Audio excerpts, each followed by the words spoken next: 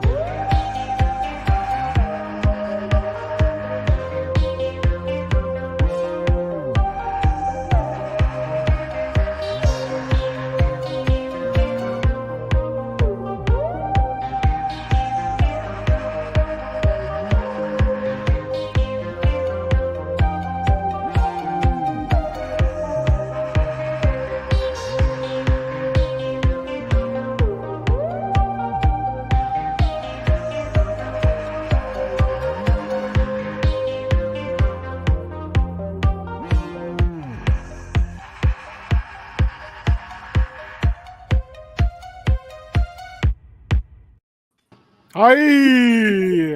Hello! Good evening. It is I, your friend, your worst player on your pickleball team, and the last guy to file his taxes. Your arbiter of fate, your King Ginger.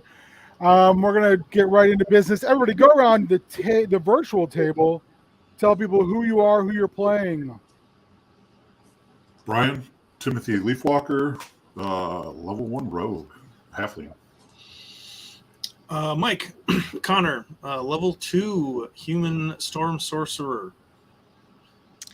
I'm Cassandra. I am playing Dianthus. She is a level 2 Earth Genasi druid. I am Darren. I am playing Gilgath, a second level barbarian Goliath, because I'm basic. Nothing wrong with the classics. I play Barbarian like 75% of the time because I just love it that much. I'm the guy who just, like, anytime I start a new RPG, I'm playing a human fighter, so I understand. I mean, hey, that's why they're classics. Mm-hmm. That's why cliches. Exactly. Everybody underestimates the human fighter. Yes. Everyone Or thinks it's so the fun. fighter in general. I think you can do all kinds of interesting things with. Oh yeah. It gives you that broad palette to paint Mhm. on. One thing I'm going to start doing from now on is I'm just going to give everybody's a battle master. That's just part of the fighter class. So then that way you can just do that and then pick a different, more interesting subclass. Nothing wrong with that. I think the battle master is what the fighter just should be.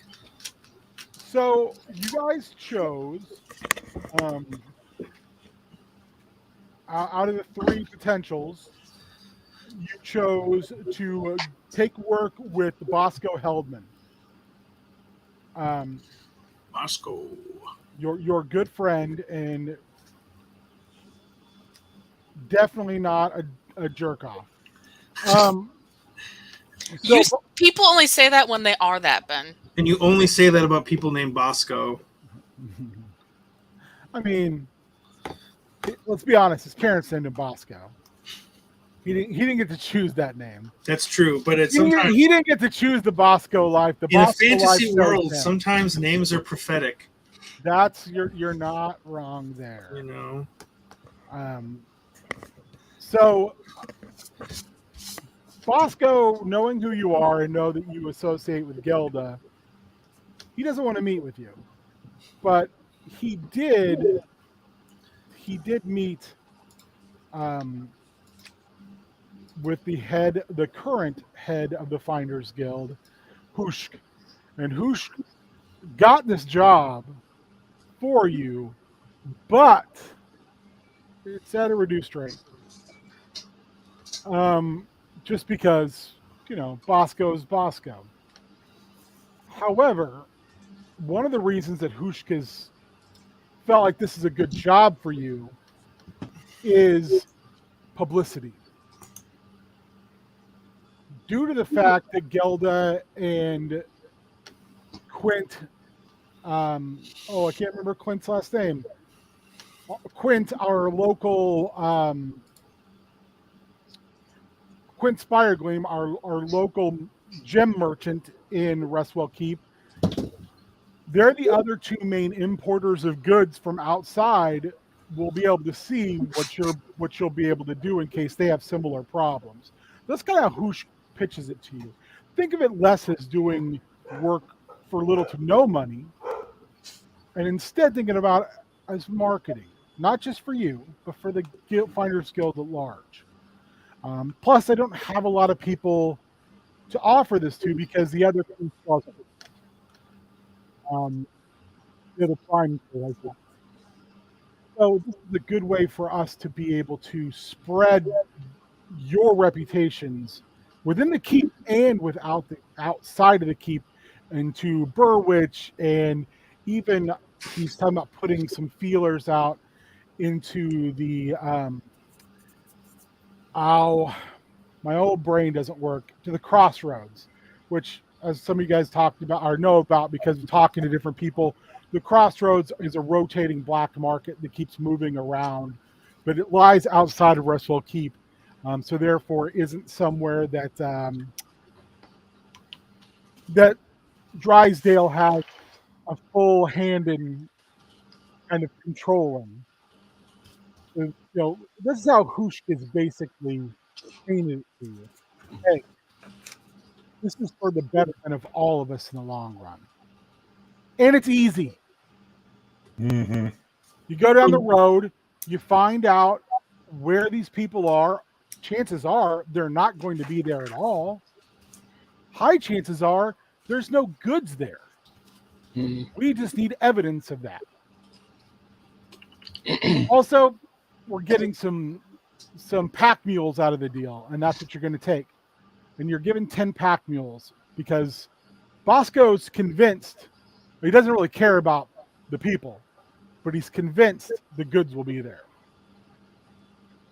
Any questions or anything you want to do before you leave Restwell Keep and you head down the road?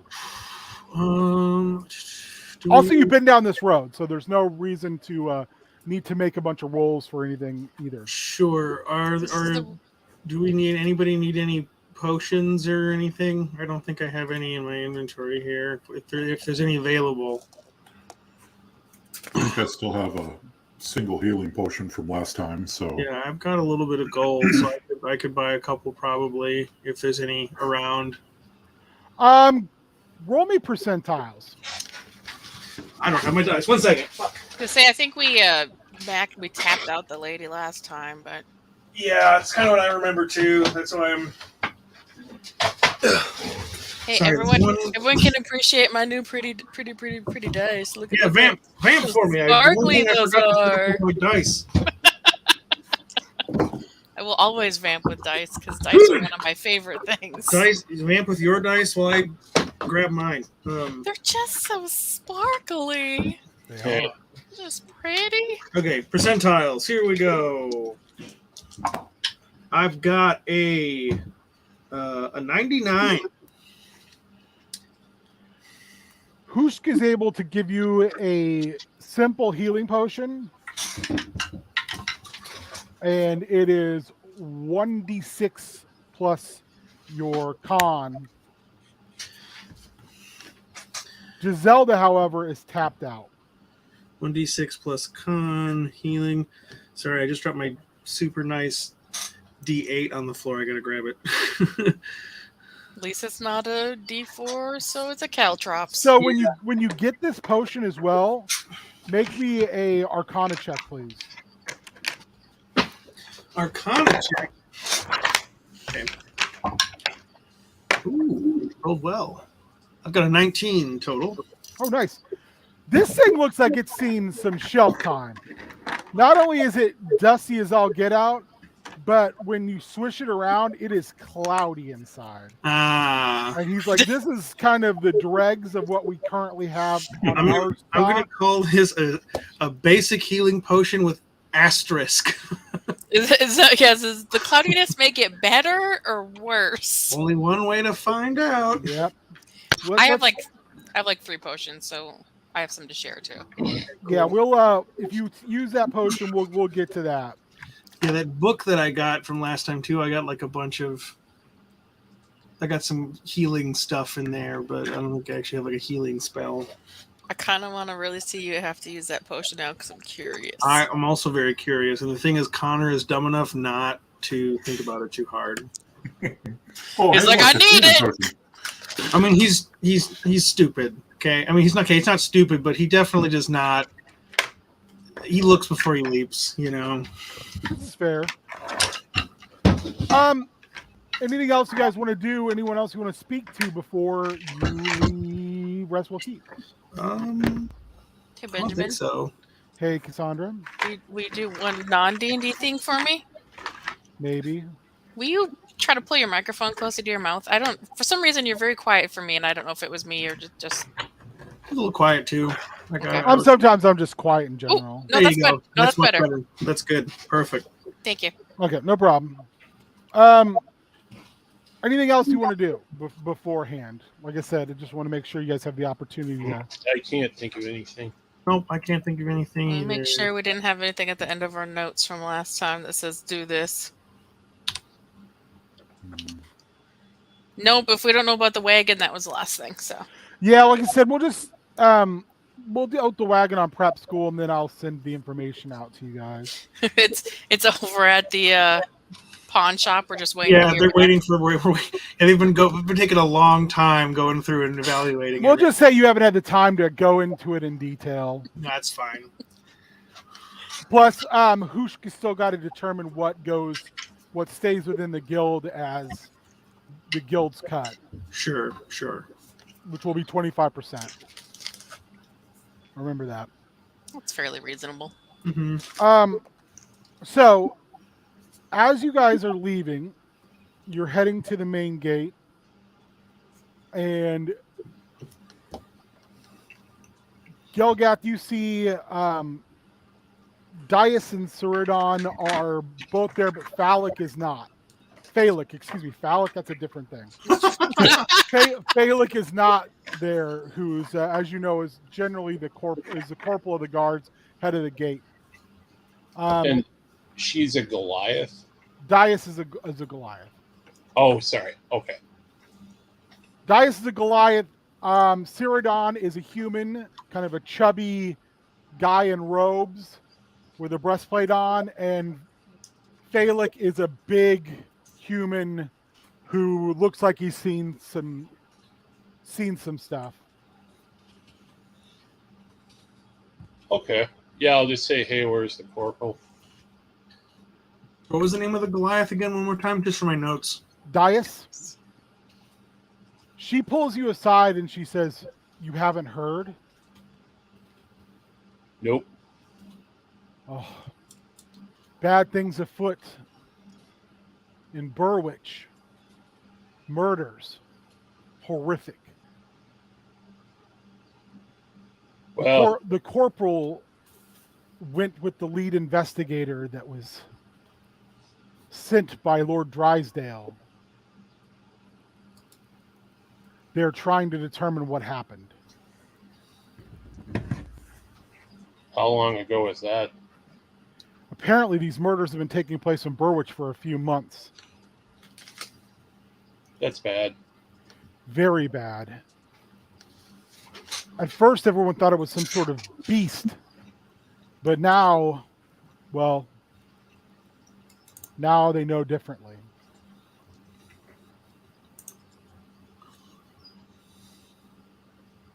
Huh.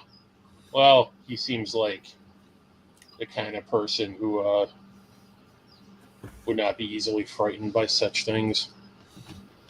No, definitely not. But be careful. Odd things are afoot out in the Scar. I'm not exactly sure what's going on, but I've seen troops mustering. I've seen Lord Drysdale's men drilling more often than normal. There's a tension here in town I'm not sure I've ever seen since, well, even before Drysdale's time. Interesting. Well, thanks for the heads up. I'd ask where you're going, but I'm well aware that it's not something you can just pass around. Out and about. Do you want to relay any information? I can't think of anything that. Like, do you want to flat out tell her what you're doing? No. It's just, yeah. Oh yeah, no, it works. As you guys are getting ready to leave, I have so many tabs open right now. Sorry. I'm like trying to keep up with like where my notes are because they're on multiple pages. Dude, I get that. I specifically am like, when I have room and money, I'm getting a third monitor. I have 2 monitors going. Yep, It's same. still, I have like, I'm two. like, oh, yeah. I run a virtual tabletop for my games, and so one of them has to be specifically dedicated for that, so I can stream it to my players. So I'm just constantly like flipping back and forth between stuff. I've gotten some stuff figured out, but I understand for sure. Cyrano comes up to you, Timothy, and he says, he kind of looks around, says, I hear you've been doing some business on the side with Gelda. And what of it? Well, I'm a little bit of a practitioner myself. I could use some components that they're harder for me to get, well, because they cost a higher amount here, but they're more readily available out in the wild. I'm wondering if you might be able to procure some of this. I might be able to see what I can do. He pulls out a scrap of parchment and, casts a spell, and a pen appears in his hand, and he just starts to feverishly write. And he gives you five different herbs that, as you're out and about, you can definitely search for. But he tells you, Okay. I'm a humble watchman in town. I don't have a lot of money. I'm a hedge mage, but I'm thinking maybe we can work something out.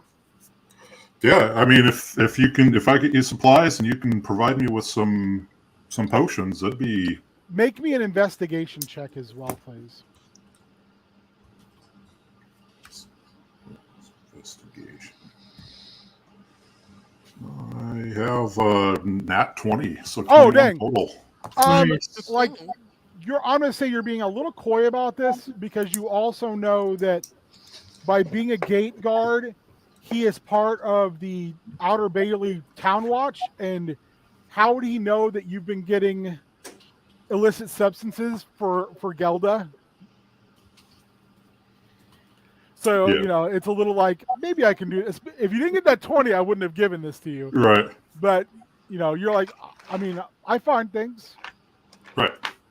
I find things that can help people out if they can help me. Scratch my back, I scratch yours. And he says, that's what I've heard. So I can keep this between you and I, if you can keep it between you and I. Mum's the word. He puts his hand out to shake your hand. I'll shake it. He shakes your hand and says, all right, well, then we've come to an accord. You can generally find me here during most days at the gate. If you can't, which does happen sometimes because I do get occasionally time off, you can find me either at the Copper Bucket or sometimes you can find me at the Stumbling Giant. What was his name again? His name is Syradon. Syradon. Stumbling Giant. Okay. Yep. The Copper Bucket or the Stumbling Giant. Those are two of the taverns in town. Perfect. All right. So you guys leave. You aren't given horses. You're basically told you have to ride the pack mules. Gelgap, that's not really going to work for you. Yeah. But you're like, whatever. So like I said, we don't need to make any rolls right now unless there's anything you guys want to do on the road, because this is you're not leaving the road unless you guys decide you want to. I guess I would just generally wanting at least, if no one else is going to do it, because my perception isn't super great, just to keep an eye out, make sure nothing sneaks up on us. But I can roll unless somebody has a better perception than I do. I got a decent perception. Mine's only +2, so it's not great, but Mine's +5. oh yeah, that's pretty good, especially at level 2. I'm a druid. I got my ear to the ground at all times, Ben. Fair. Yeah, I rolled a 5. Connor's like, he just learned a new spell. He just kind of figured out how to tap into more of that magic. So he's just kind of like sitting like on the mule, kind of just like fucking with it, just totally distracted.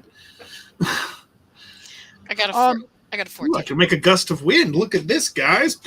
You do notice that there is a more area closer to the King's Wall that's been disturbed.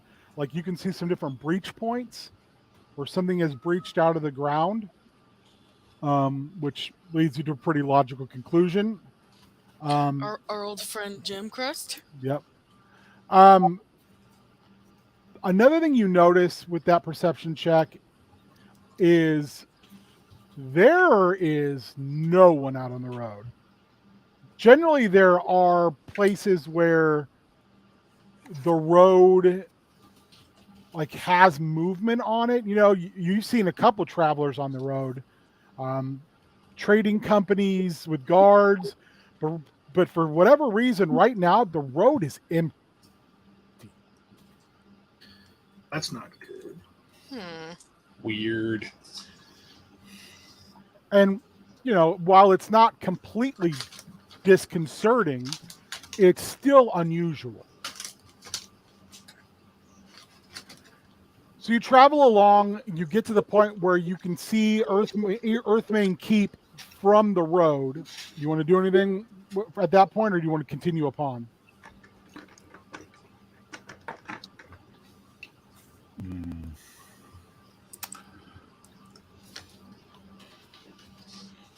Some of you have been to Earthmane Keep before. Yeah. And Yeah. and you saw last time you went by it that something's been going on there. I don't know. We're not getting paid for that one. Yep. You see, we're not adventurers. We're mercenaries. Stop tempting us with adventure.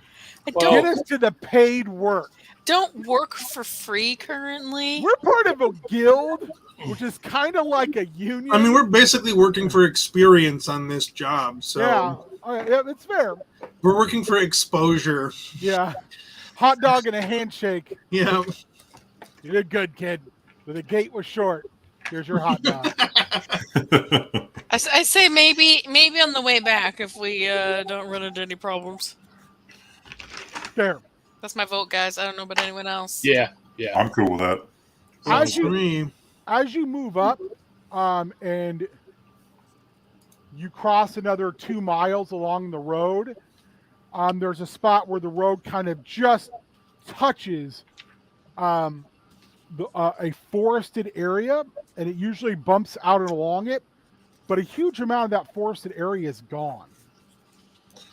And you see a carved pillar of a sword, about 3 times the size of a large man, about 3 times the size of Golgath. It looks old. It looks like it's been uncovered recently. Like someone has come through and either chopped and or burned a bunch of this area down. This is literally about a mile's worth of forest is just gone. Huh. And this pillar, this monument has been uncovered. Does this monument look familiar? No, No. it's big though. Like you're like, holy crap! All this wood just covered that.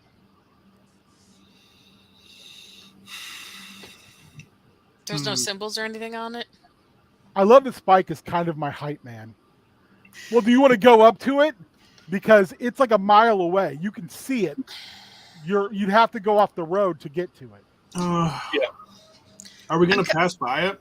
I'm Right. kind of intrigued to potentially It- gather it's- more info. From where you are on the road to hit the crossroads is like 3 more miles, and this thing is about a mile away into a field. Where Oh, there used to be a yeah. I forest. think that's. I think we can take just a quick. about a mile, detour. about a mile and a half, almost 2 miles. I think. You know, I don't know. We just kind of like keep an eye out. I mean, I'm down. I guess is what I'm saying. I'm not Cool. trying to make the decision for the group or anything, but I'm. Do you want to lead? What do you want to do with your mules? Is everyone going as well? How do you want to do this? Yeah, that's a good point. Should we bring the mules like halfway and then go on foot, Yeah. so we don't just like leave them out on the road? I say we Mhm. take them as far as we can get them. Sure. Yeah, I guess that's a better idea. I just want to tell you, I adore the fact that I will give you Earthmain Keep repetitively as a place to go that's interesting that you've been before. And every time I do, you guys are like, yep, nope, sorry, we're not doing that. I I've don't been know if there. I've been there. I want to go somewhere else. Yeah, it's changed and we didn't get into all the rooms there, but I mean, fuck it. That's true. But I show you one statue and you guys are like, well, let's leave these mules at the road. Hey, and we go got to a this fucking job to do. statue." I All right. got a job to do. I got a hot dog waiting for me back at Restful Peak.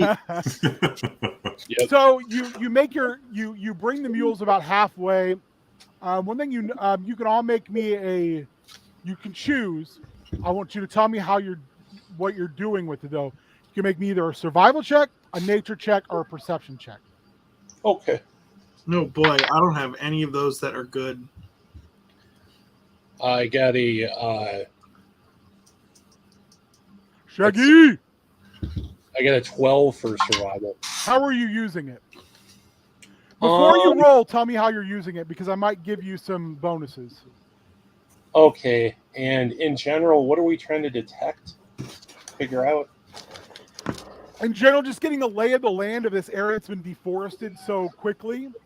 Oh, okay. Sorry. One thing too, I forgot to mention. I've been doing this in my games now, and I want to make sure you guys have the opportunity to utilize it. The first thing is once per game, you can make what I have stolen and am calling stealing and calling the devil's deal because that's what they call it, where you can tell me I want to make the deal, and one roll will be an auto crit that you're making. One current roll that you're making will be an automatic crit. However, one time a game, I will then get to make one of your rolls an auto fail. Ooh. Oof. The other thing I'm giving all of you is the ability to once per game have a flashback. What a flashback will do is you can say, I need, basically you're like, I'm going to make this check, but I want to tell you why I should get a bonus to the check, or why I have this thing, by telling me, like, in a very short amount of time, telling me what you did back in Restwell to prep for this situation. Or so it's just like a little narrative tool I've been trying out. All right, I'm sorry, Gilgath, fire away. I think he would go to like, are there stumps or are the trees? Yes, like, there are some stumps for sure. Okay, yeah, I just go up to some stumps. Look at the edges. Maybe poke around in the dirt a little bit. Re-roll your perception for me and add a +1 to it. Okay. Let's see here. That is a 14 then for survival. For survival? Okay. So you take a look at it and you're kind of looking things over, and you notice that a lot of the dirt's been overturned, and these cuts, this wood cutting is pretty poor. In like, you're not a woodcutter, but you're like, I could definitely do better than this. And you come to the realization this was done by stone axes, that the stones were harvested from this area. This, to you, it feels like this was done in a rush, but it was also done by someone who wasn't planning on sticking around, and this wasn't done with the purpose of like mining the wood out. Like, you also notice that there's a lot of the wood that's, like I said, been burned or just kind of left. That's rude. I did a survival check as well, and What were you doing? What were you doing for your? I want to see if I can use my innate knowledge of lightning and storms to see if this fire was maybe caused by lightning of some kind. Obviously, it's like not an Arcana check, so I don't know if I'd be able to determine if it was natural lightning or magical lightning or whatever. But was this like a lightning strike? Yeah, you can definitely look. You look. What'd you get on your roll? I got an 18. You are able to recognize the fires that were the fires that were started that burned some of this down were definitely started at the base levels, and they weren't lightning strikes. Okay. So someone deliberately used fire to clear cut away some of this forested area. Okay.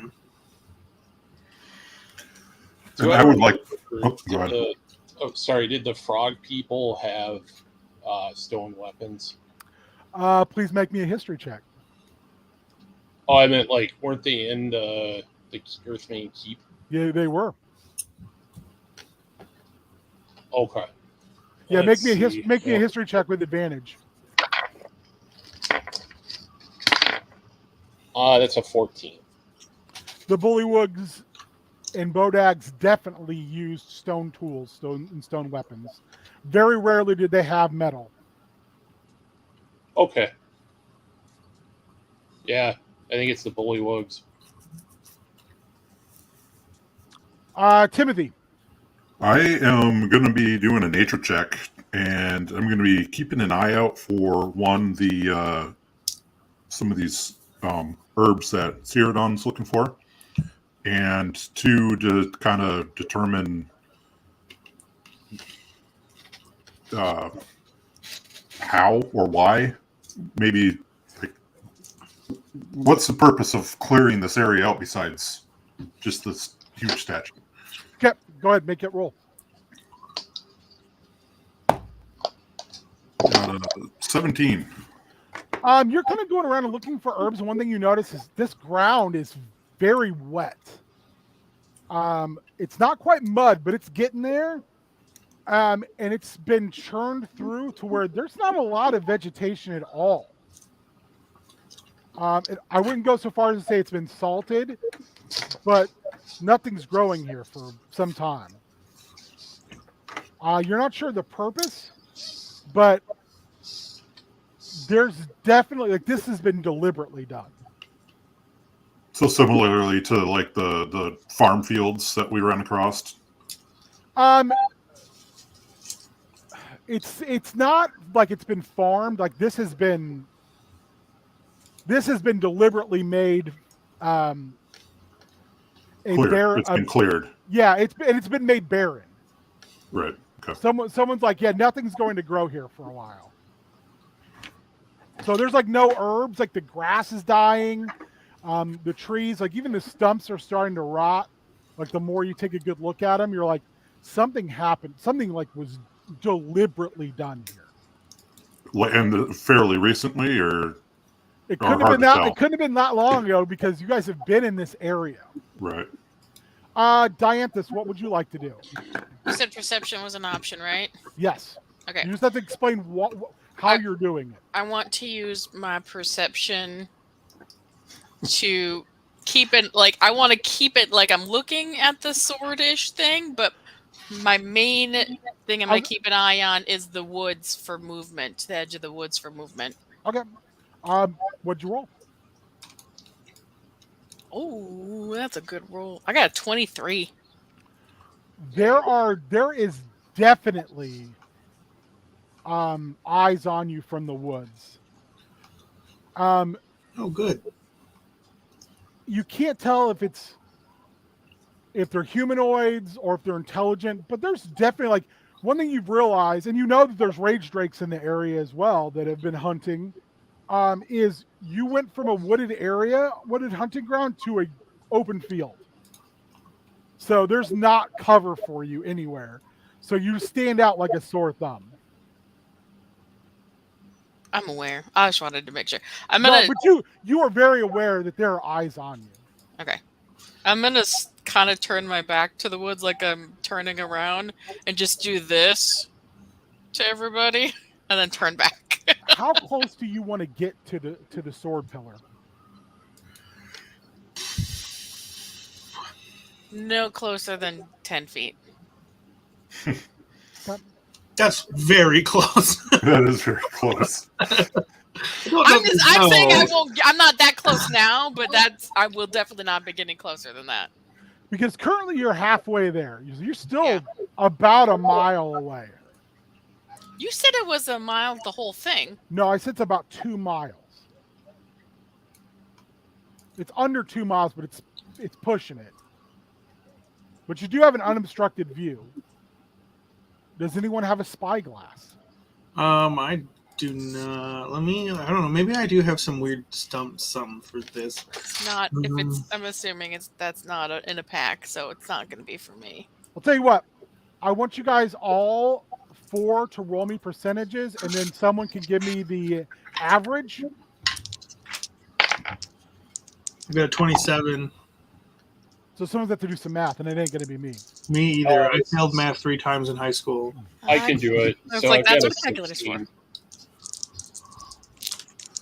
So we're at 43. 56. 64. So let's see. 43 plus 50, 99, 60. So 163 divided by 4 is like 40 40. something. 40 something. and Okay. less than 1. Okay, yeah. I was going to say if you either got really, really low or really, really high, I was going to say one of the things on that cart was a spyglass and you were carrying it. We got right in the middle. You did. Dang. But, I mean, still there was there was a chance that it could have happened. So you're going to have to get closer if you want to inspect it any closer. You also all realize that this thing, unless it just up and disappears, isn't going anywhere. And now you actually know where it is.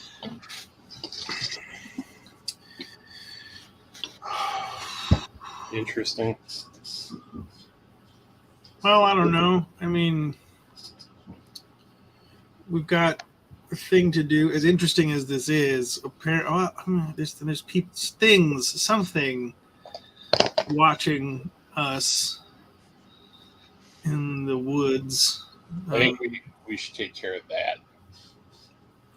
Well, and I would also say it doesn't mean it's a predator. It could just be prey animals also looking. You don't know what it is. It's just, you know, that you're being seen. I have now. Hear me out in this. It could also be a very, very wounded youngling brown dragon. There's I don't know two. what you're talking about. We have two ways if we choose to investigate this. The way I see this, and this is what Connor is saying in character, we can have our resident sneak up and look, or, and he reaches to his belt, I have a horn. I mean, I could give it an old toot and see what happens. don't think we should egg anything on.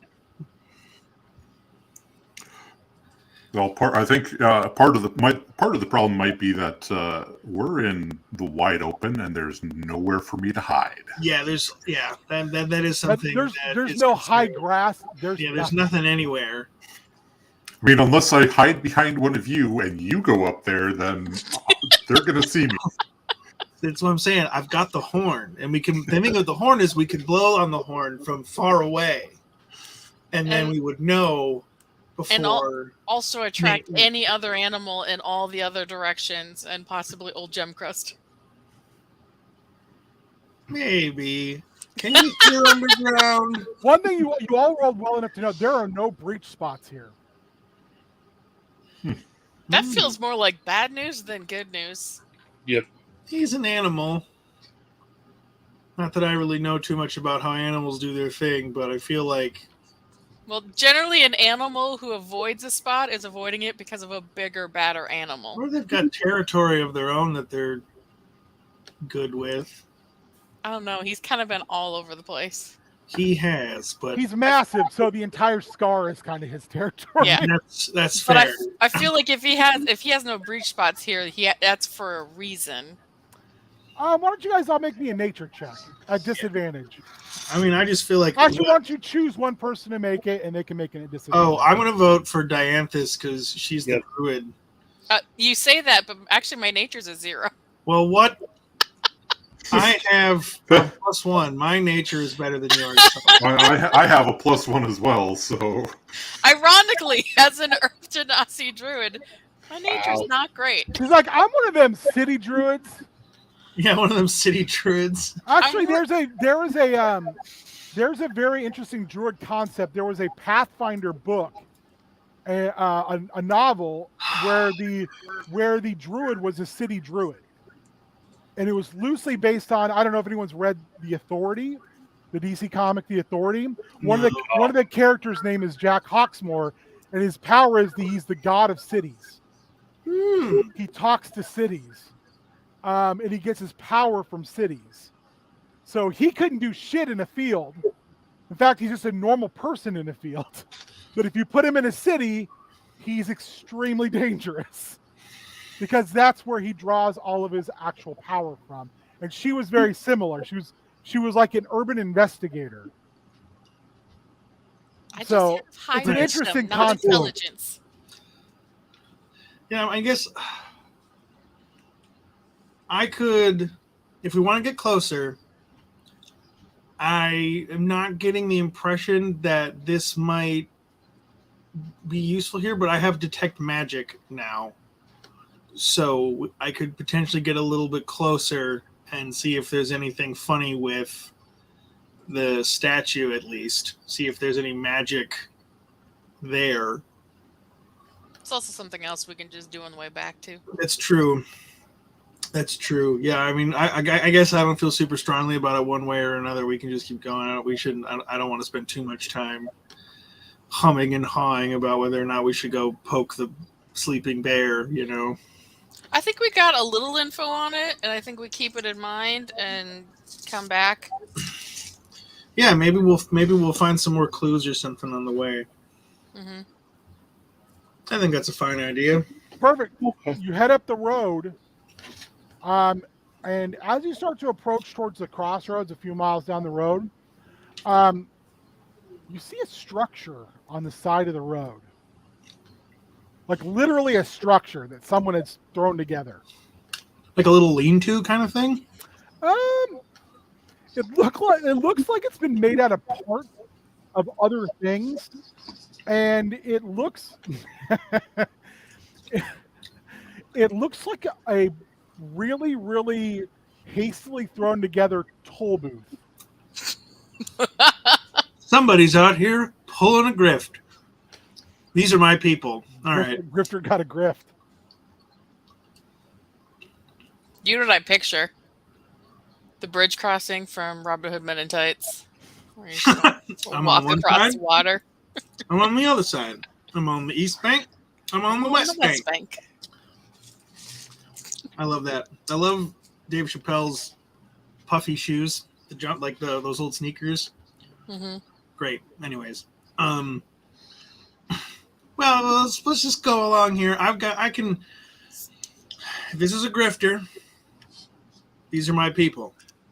We'll see what happens. I can probably maybe try and talk us out of this situation. Above table, I've got a +6 to persuasion, so Nice. You approach. Do you want to just like slowly approach? How do you want to do this? yeah, I think we just approach like nothing strange is going to happen, and just see if something does happen. You get closer. Make me a perception check. Oh boy, my strong suit.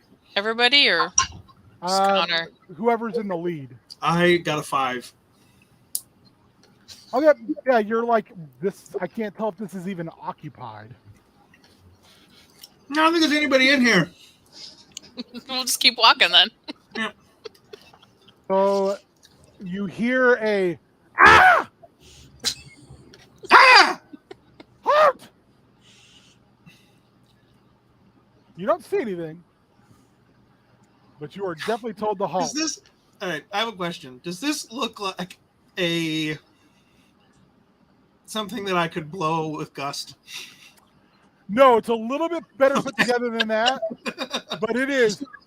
We'll call it this way: rustic construction. Sure, yeah. So it's still pretty flimsy, but just like a little too sturdy. It's less flimsy and more like so ramshackle thrown together. It's almost like it doesn't make any sense.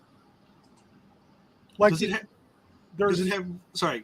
No, go ahead. You had a Does it question. have anything like a door or like shuttered windows, or like not that it would have like actual shuttered windows, but does it have anything similar to that? Make me an investigation check. Okay. All of you can make me an investigation Well, I've check. only got a +1 to this. This is even worse than persuasion or perception. I've got a 5 again. My third 5. 12. 12.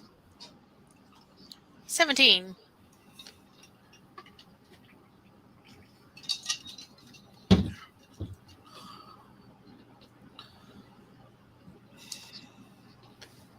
You're muted, Brian. Yeah, Oh. sorry. I had crazy. I had a 15. 15, okay. Timothy and Dianthus, you're kind of looking at this and you kind of come to a similar conclusion almost at the same time. This is made out of wagon parts. Wow. Wagon Wagon wheel. parts, brush, and just other detritus. A wagon we may have left behind or somewhere?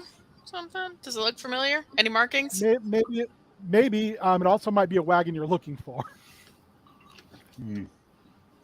Any markings? It's the only way to tell. Yeah, there are markings on it now that have been painted on in mud and blood and other various substances.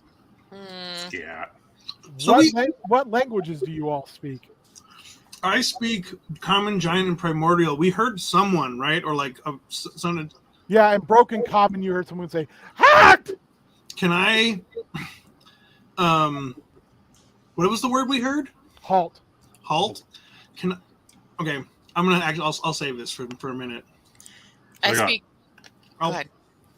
Deep speech, halfling, thieves' cant, and undercommon. Okay.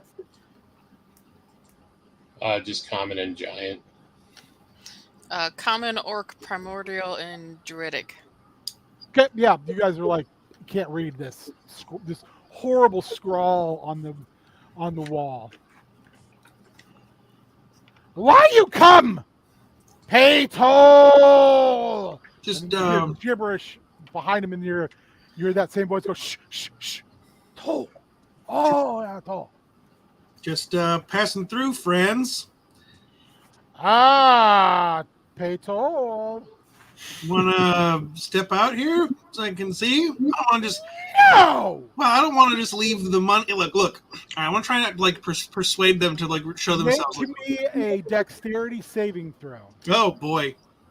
Can I actually just use shield instead? Yeah. Although shield increases my armor class, so Yeah, I know you need to use the dex save then. okay. That's not good. It's a 6. You take 1 point of damage as a bronze bowl comes flying out from somewhere Do beside. you see a bowl? Yeah, no, it's like a pot, bronze like pot, and it Wow. just clanks into you, and you're like, "What the? So I'm Bowl in the bowl!" If I is this You guys look at the the bowl, and like this is a nice bronze bowl. Like this is really nice. I have an idea. What if I Can we keep the bowl and just leave something on the side of the road? just put it in my pocket? I want to try and persuade these It's guys. too big. I want to try and do a persuasion check here. Okay. Like, so they threw the ball at me. Okay, well, let's see, let me think about this for a second. They threw the ball at me. Oh, thanks. I've been looking for one of these. How much is this worth to you guys? So you say that, and you see this jostling behind this improvised wall toll booth thing, and finally one goblin comes marching out. It's wearing a helmet that is way too big for it. Like this is like Gelgath size helmet on a goblin. Oh God. It's wearing a Like chest going over plate. his shoulders. Yeah, it's wearing a chest plate that looks like it's been made of wire and boards, and it's dragging a full longsword with both hands. And it marches up and says, "Bolan to Dib! Dib want toll! No, you threw the bowl at me though. You gave this to me, right? For toll! Yeah. So can I use the bowl? Can I pay? You gave me the No, bowl. You Hey, put toll hey, in the bowl! Friend, Not can the you? way you work. Can Bangs on his helmet and says, "You're not stupid, Pinky." No, I'm not. I'm not saying. Look, friend, I'm not saying you're stupid. What I'm saying is, where I come from, when you throw something at someone, that's them giving it to you. So this bowl. I don't know if you know this. He looks confused, and he looks back at another goblin wearing a bucket as a helmet with the eyes like carved out so it has eye holes. Looks and is like shaking his like, "I fucking told you." And he's like, toll, bowl toll. Well, here's the deal. Here's what I'm thinking, friend. Bowl is service charge. Now, I don't know if you know how much this bowl is worth. It's worth quite a bit. It hold lots of poop. Here's my offer to you. Friend. Here's my offer to you, friend. Oh. I can take this bowl back to where we come from, where there is lots of gold, and we could come back and bring you not just the toll, but the value of this beautiful commode that you have here. Hashtag Tolan Bowl. Yeah. The toll bowl. But where do we poop? Outside, anywhere. But they're that miscellaneous. that is for pooping. Why did No, you? that is for sometimes- tolling. No, it's And for tolling. sometimes for the tolling. Wait, hang on. I'm going to Can turn we to the poop group. as I'm a like, toll? is No. okay. That's what I thought. That's You're what I thought. Was nasty. good to know. But like I said, if you're hard up for money, we can take this bowl No, with us. he's not part of for money. Dip control part of road protect. He protects you on this part of road. Really? Because I haven't seen you guys around before. Did we just move here? We're So who gave you we're permission not to set up the around toll here? Who'd you talk to about setting up this Dib. official? Dib. But you're new here. Dib is all powerful. But you're new here. Hey, Dib is big boss. Do we know who? you got the Yeah, problem. where is You Dib? said If he's such an Dib. important guy, where is he? And as soon as this guy starts saying Dib, the other goblin starts like duck down, like, oh God, don't invoke the name of Dib. Where is he? Have we heard the name Dib before, Ben? You have not. Dib is in Dib's impregnable fortress down the road. Is that the you think that's the old like stone whatever keep that you guys have been to before? No, that's way Nope, back we towards passed the that. Oh, okay. Well, how about this?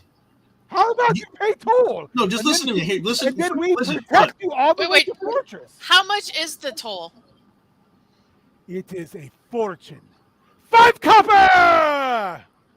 Can we just pay Or the toll and food. move on? Or food. We take food. I would just, you know, Dib is very hungry.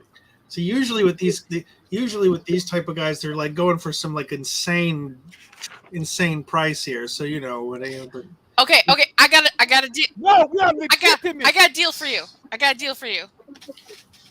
I'll give you, and I reach in my pocket and I pull out a gold piece. Oh. I give you this. No change. No change, but we get to pass through 2 more times. Oh, we don't have stamp system. You just remember my face. I'm not. Oh, you look can't. alive to me. You can't forget me. Wait, we could come up with a secret password, Oh. and that way, we only those of us who are standing here know it. Secret As soon as handshake. you pull that gold out, the bucket-headed goblin comes like lurching out, and he's got a normal-sized human spear, which is so big with his tiny body. Mhm. It almost looks like it's a pole vaulting pole. And he walks out and he's like whispering to the other goblins. He's like, you can make me a perception check Okay, or an insight. I'll let you choose. I like perception. It's a 16. I mean, we can get like a monthly pass here. A monthly pass. Fast. We have an Pass. abacus on hand to just show them like the exchange rate between copper, gold, and silver. Oh my God, Spike's idea. Passive income. Oh, I'm not here to cause problems. I'm here to assist you. You see, I'm what we like to call management. Management. Okay, 16. You can hear the bucket-headed goblin being like, "That's so many more than copper. That's so many more. We'll write down name, and then they could just say, hey, and we'll say, hey, back, and then, I mean, come on. Dib would be so impressed. I give you this gold. We come back through 2 more times, and I give you high five.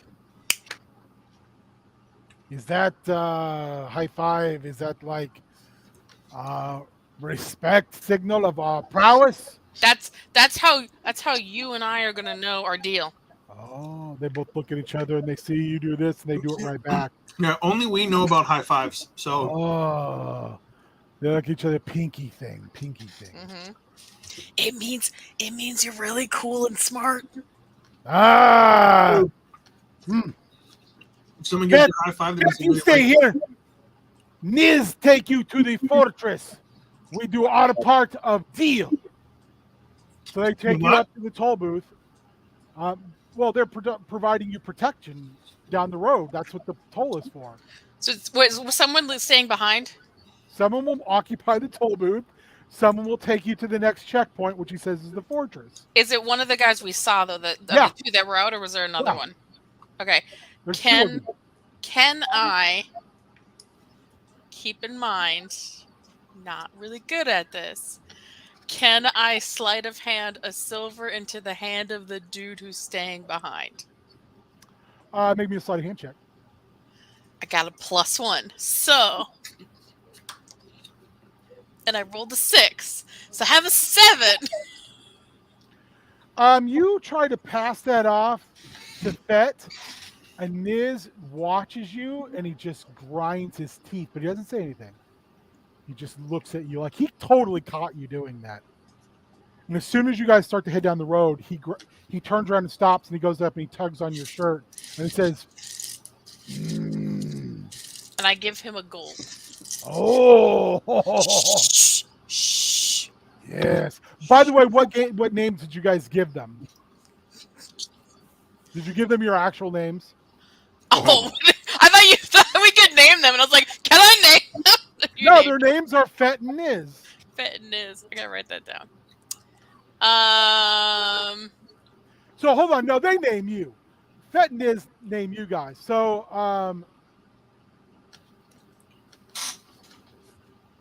tell me again, Timothy, what you look like. I am just obviously halfling, really small, red hair. Basically like me, short version. Okay. They named Timothy Tulip. Oh God. You look like Tulip. Connor, what do you look like? Average height was like 5'10", 6 feet, dark hair, like the 5 o'clock shadow, very, very like young face. He's like 20 years old. If you can see my little portrait thing there, he's got kind of an undercut pulled back. He's got an earring in his ear with 2 blue feathers and 1 gray feather, and he wears a long, sort of well-worn, like traveling coat, like a long coat, and just sort of peasant kind of clothes underneath that. Nothing too fancy. They The name you. jewelry, the earrings he has to do this. Have a couple earrings, and they're all silver. They see the silver and they name you Fancy Pinky. Oh. No one has ever called me that ever, but I will accept it from you. They see Gelgath and they just refer to Gelgath as scary. Okay. And Dianthus, because I know what Gelgath looks like. Dianthus, remind me what you look like. I have brown hair, blue eyes, and I have leaves growing off of me. Are you human? I can't remember. I'm a genasi. Oh, that's right, Genasi. I'm You an got earth leaves genasi. growing? Got some leaves and some nice spots growing. They call you Tree. Like you guys try to relate to them your names, and they just start calling you these immediately. And you watch them scrawl these words on the inside of the wall with a piece of rock on the inside of their toll booth. God damn it, guys! Did you give them the bowl back? No. No, I still have it. You want the poople? Wow, they never gave me an opportunity to give it back. They just sort of rushed us off. So I'm just You still could just leave it there though too. Just drop it. Yeah, at some point as we're walking to the fortress, I'm just gonna like huck it off into the bushes. They need that. They'll That's find their it. poople. You do that, and Niz actually looks hurt. Why would you be mean like that? I wasn't being mean. They gave me a bowl they shit in, They were supposed to put stuff in it and give it back. but we didn't do that. So if someone I don't wanna hold it anymore. gives you something to hold instead of if they didn't ask for it back, you're just gonna chuck it later If on. they don't take it back from me soon enough, yeah, I don't like holding people's stuff. How far did he chuck it? It was a light toss. It might be like 15 feet away. I'm gonna go and kick I it wasn't back like- because I'm not touching it. All right, you take it back, and as you are coming back, they're waiting for you. And the I'm whole rolling time, it with my foot. I'm not the touching it. whole time, Niz is just staring at Fancy Pinky. He's just staring at him like, "You asshole." Can I try and impress him with some like little lightning trickery with my fingers? Yeah, go ahead. Yeah, give me a performance. Give me a performance roll. Ooh, performance. I actually have a +6 to this. 22. He definitely is like eyes glazed over, like, "You have big magics." I do. Are you feeling a little hot there, You, friend? Are you feeling warm? He Is looks up at your earrings and he looks at Tulip. He says, "Tulip, earrings magic?" Yes. are you feeling hot there, friend? You feeling like a Did- little warm? Dib one time make necklace of ears. I wonder if still magic with earring in. Probably. Not these. All right, you bring back the bucket, Dianthus, and you see Fett, who's sitting on his helmet, which is just a bucket, and picking his nose with the edge of the spear, Oh God, like holding it like this and just he's playing a dangerous grinding game. grinding out a crusty one. Oh, gross. And he sees you come back and he says, "No tell Niz about coin me." He does this to you.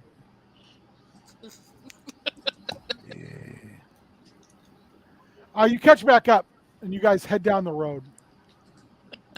And you realize you're headed towards the crossroad.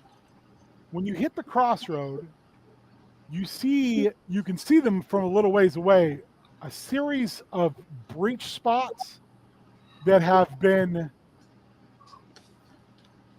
collapsed. Like you can tell they were breached, but at some point were collapsed. And you also see an overturned large wagon. And that large wagon has flags attached to the four corners of its overturned area, shoddily thrown together like palisades across the top of it, like about waist high on you, Timothy. And they're set 3 goblins with kind of with bows up on the top. And at that point, Miz says, "Wait here." And he, dragging his two-handed sword, jogs up and in his goblin tongue, barking back and forth with the arrow, folks on top of this wagon, comes back and says, "You are welcome to the impregnable forces of Deeb." Very impressive. You guys are able to realize this is the wagon you had come for. So they turned the wagon into a fortress. Indeed, they have. Interesting. That's Interesting. No, impregnable. not the city You know, fortress. I The can't fault them. impregnable fortress of Dib. This is if they put a horse or something on it, it could be like a mobile fortress. That would be. Oh, it's the wagon's upside down. Oh, well, So waste it's not. a big wagon. So it's been turned upside down. The wheels been taken off. They've cut like murder holes, like arrow slits in the side, and like have made their rickety wall around the top, and probably built a trapdoor into the top as well. Huh. Did we know what we were looking for on the wagon? You were looking for all the goods. You were given up just a list of goods. Nothing like special. There was just a lot of it. There was like bolts of cloth and grain, and like potter, like silverware and pot, like that bronze pot. Bronze probably- pots? Yes. Like this is Bosco's stuff. That would be the stuff he sells at his store, like the regular wares. There's a lot of it. Rugs, paintings, like that type of stuff. Hey, Niz, Ah, when you guys built your fortress, was there anything else here? what do you mean? Else here? Was your fortress empty? Oh, yes. Dib bring his strong forces here and liberate this fine structure. Now we live here. This tower. This impregnable fortress of Dib. It is an amazing fortress. It's one of the best ones I've ever seen. He says it again. Impregnable. Yes, it is. It is impregnable. Yes. It is A very good word. impregnable and it's beautiful. Gelgath, make me a perception check. Okay. As the goblins are being distracted, can I roll into stealth mode? Just Niz is, because there's 3 goblins on top who are, one of them's got his eyes on you. He's trained with Okay. his bow. One's looking towards each side of the forest. They don't appear to care much about who's coming back up the road because you're guessing they don't have a toll that way. What'd you get, Gilgath? I only got a 9. You're like looking at it. You're like, I could probably lift that. Do it. Do it. Do it. You know, I think I'm gonna make an intimidation check. Like, we want what was in your fortress, or I will topple it. Are you like telling that to all of them, or are you saying it just to Niz? Just a Miz. All right, you say it to Niz, and he looks up at you. He says, "You want the wrath of Dib upon head, Scary? Well, You are big, but Dib is bigger. How many of these guys are there that we can see? What does Just Dib? 4. What does Dib look like? I've never met Dib. Dib. He makes Scary look like deer. He huge and hairy, teeth like sabers, eyes like burning coals, smell like rotten cheese. How many limbs? How many? Well, Arms, only arms have, and legs. oh, Arms and legs. his arms and legs, or arms and legs he carries with him. Just what he has on him. Two arm, 2 leg. No, need no more unless he beats you with own arm and leg. How many Niz tall is he? Niz like tries to figure that out, and you're guessing he's at least as big as Gelgath. Okay. Big guy. Maybe another Goliath. Sasquatch. Well, I'm not afraid of him.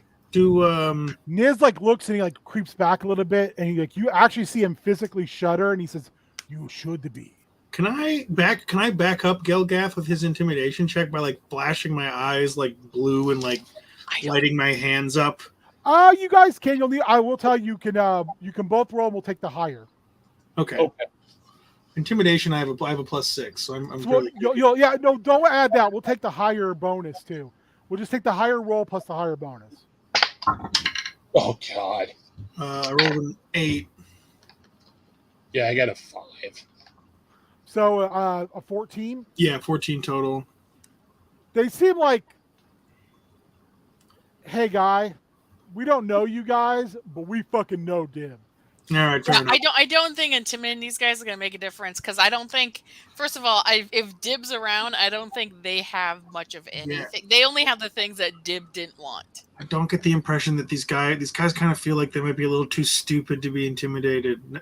Well, I just think there's no point in it because they don't have control. They don't have control over the situation as much as they want to. That's also fair. That's also super fair. So we either have to go try to find Dib or go home. I still say we just flip the impregnable fortress. Okay, but and bring Dib out. hear me out. Maybe we can keep them on our good side, though. I like that plan too. That's kind of where I was trying to go with this. Like, They're not going to fight Dib for us, but if we're running back, maybe they won't stop us from running from Dib. Yeah. We took out a dragon. What's Dib gonna do to us? Yep. I mean, You took out a wormling. we took out a wormling, Barely. and it was pure luck. wormling, dragon. It was Who's to Diantha say? rolling a 20 when she Potato, needed potato. Yeah. Yeah, it. I I'm don't just saying know. not everything has to be a fight. Well, I'm trying to like gauge what I want to do before we figure out how they fit into any potential plans we have to deal with old Dib.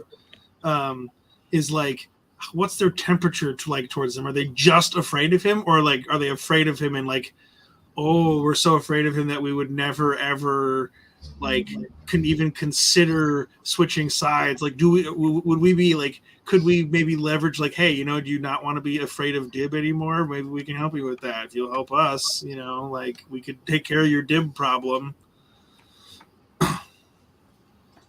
Yeah, I We like want to that. like gauge their what they feel about it. Yeah, I want to Their- like their yeah. If I can, loyalty. while we're having this conversation with them, I just want to see if like I can gauge. Like Loyalty. obviously you've been saying they're afraid of him, but is it like respect fear or is it like resentful fear? You guys can all make me a perception or an insight check, please. Yeah, I'd like an insight check on that if I can take it. That's a 16 for me. 10 for me.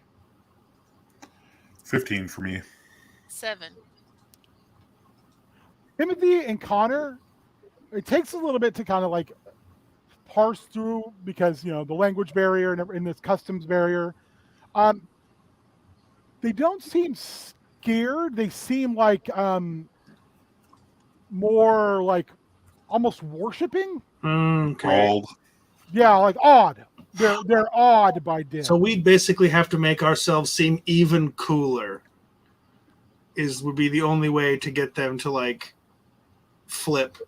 Or we don't tell them what we're doing and we go do it. They're not leaving this area. No, They're they're not coming with us. I'm just saying, like, if we wanted to, if we were interested in maybe seeing if we could get them on side, that would be the angle. But yeah, I think we're more. I don't think if they're like impressed, I don't think we're very likely to do that. No, I think I think we're on our own. Yeah.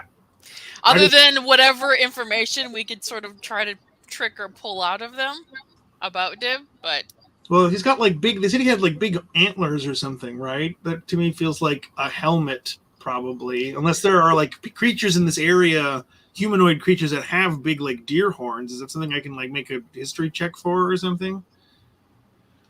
I feel like we should take their information with a grain of salt. Oh, right. That's what I'm saying. Like, if you're talking about him having big horns, maybe it's not. He probably doesn't actually have big horns. It's probably like a Helmet. headdress or a helmet or something he's wearing. That's not you did not then catch what he said, but sure. He's 'Cause big it's and not hairy. what he He's said. tall. Yeah, I don't. Maybe He makes Gelgath look like a deer. He Oh God! Yeah, I missed the he first makes half of that. Gelgath look like a deer, and he beats people with legs. It's Krampus. So. Oh, it could be a giant, maybe, or an ogre. If he makes Gelgath look small. Yeah. So we Okay. need to be sneaky Still 4 about on this. 1. I say let's do it. Can I want to, before we move on, I want to ask our friend here, do they know anything about the monument and the fire up the road? Is that something they're aware of? There. Do you want to? That's a good question. Niz isn't. Niz's job stay at toll booth. You didn't see and any then protect. you didn't see any smoke or anything coming from back the way we came on the road? Always smoke. Always smoke. You look and there's a large burn pile next to the impregnable fortress. No, not Also, not- you not also there. you also see that two sides of the fortress they've dug out what they're calling a moat. Oh God. It's like It's knee about deep. human waist high, and it's filled with liquid. Oh no! How'd they make the liquid? No, I don't want to. Never mind. No, I don't like, but know. did you see any smoke coming from like back the way we came on the road, not like right next to your impregnable fortress? No, Nothing. Okay. not Nothing. to pay attention. All Pay right. attention to road, not to pay attention to forest. Pay attention Well, to it's road. like it's next to the road. I just figured you might see it out of the corner of your eye. trying to be earner for Okay. Dib. Nope, you're right. Does- That's fair. That's fair. Does Dib come visit you? Yeah. Dib live here. Impenetrable fortress of Dib. But you said he's He's real like big, so- so he can't He's fit so inside, can he? frustrated by the fact you're not getting this. No. You said he's real big. Yeah, he said he's huge. Does he fit inside? Impenetrable fortress. Can I look at your impenetrable Is- fortress? Hmm. We'll I have give to you- go get I give you another wise gold. man's Wait. hostage. Can I before give you another gold for a Bef- tour. before you give him the gold? Can I We'll like? have to go consult a wise man hostage. I do, or he does. He does. Can I try and impress him to see if I can get him to be a little bit more Amanda, I want to do what I was doing. I got money. Let's bribe. Well, we can take the He's money, and I can do accepting the magic fraud. on This the like- money and make it This look seems like this is special beyond. money. This is beyond the pale. It's not. This is a line too far. So saying I give you a gold for a tour. No, I'm he's got to follow the rules.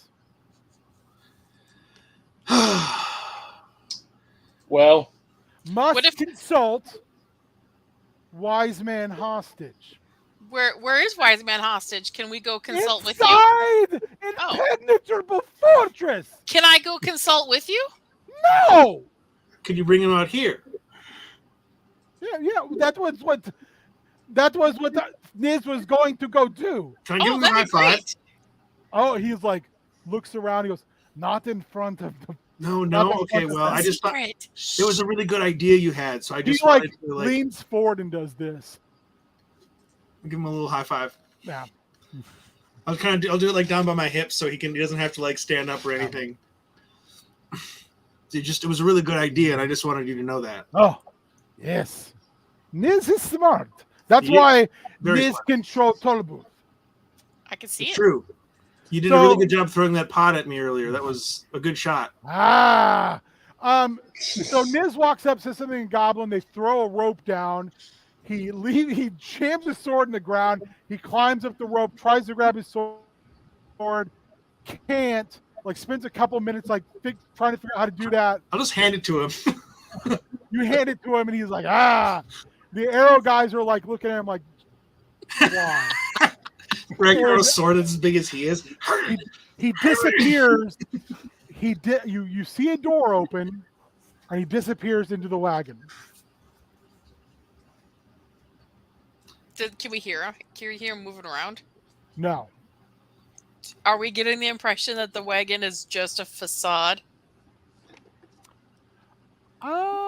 You can make me a perception Ooh, check. that actually gives. Can I?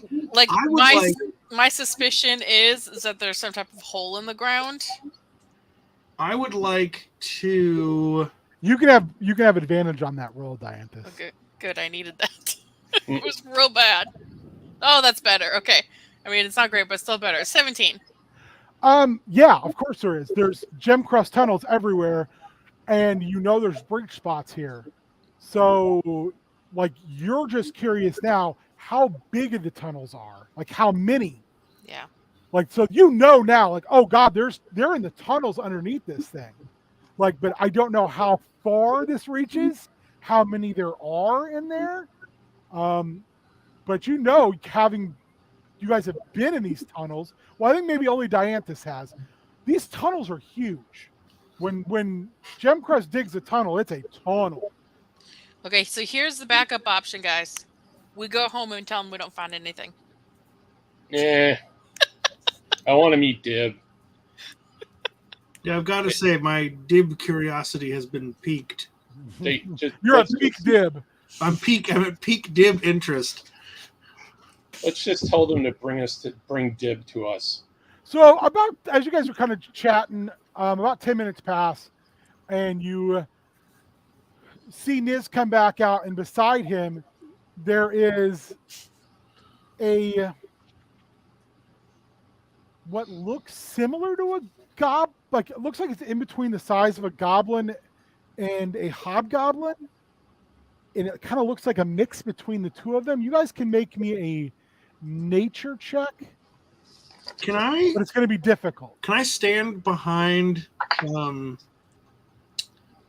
God, brain fart. Can I stand behind Gilgath to try and cast detect magic?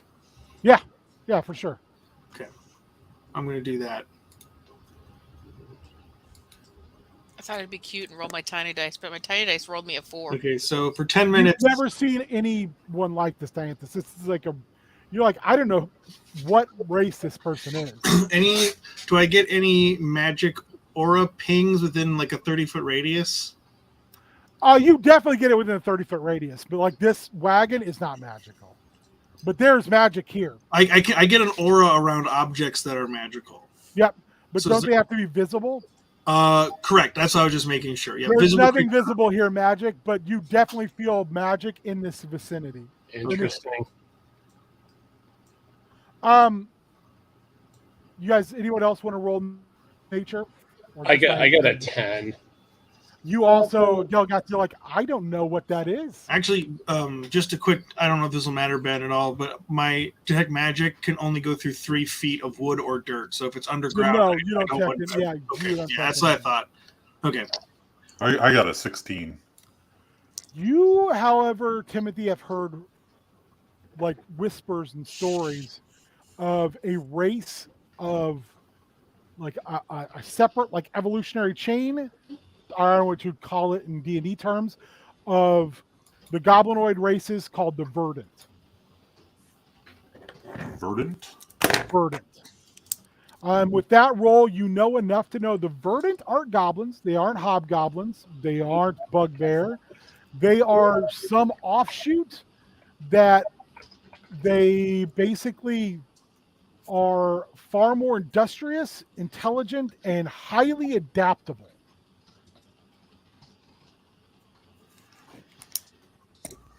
They also are considered extremely innocent.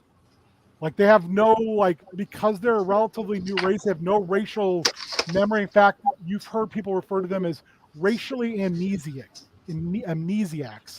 Like they just don't have any past to draw from. Right. So they're constantly seeing the world through new eyes. They also tend to be, for guys like you, this would be a perfect mark. Right.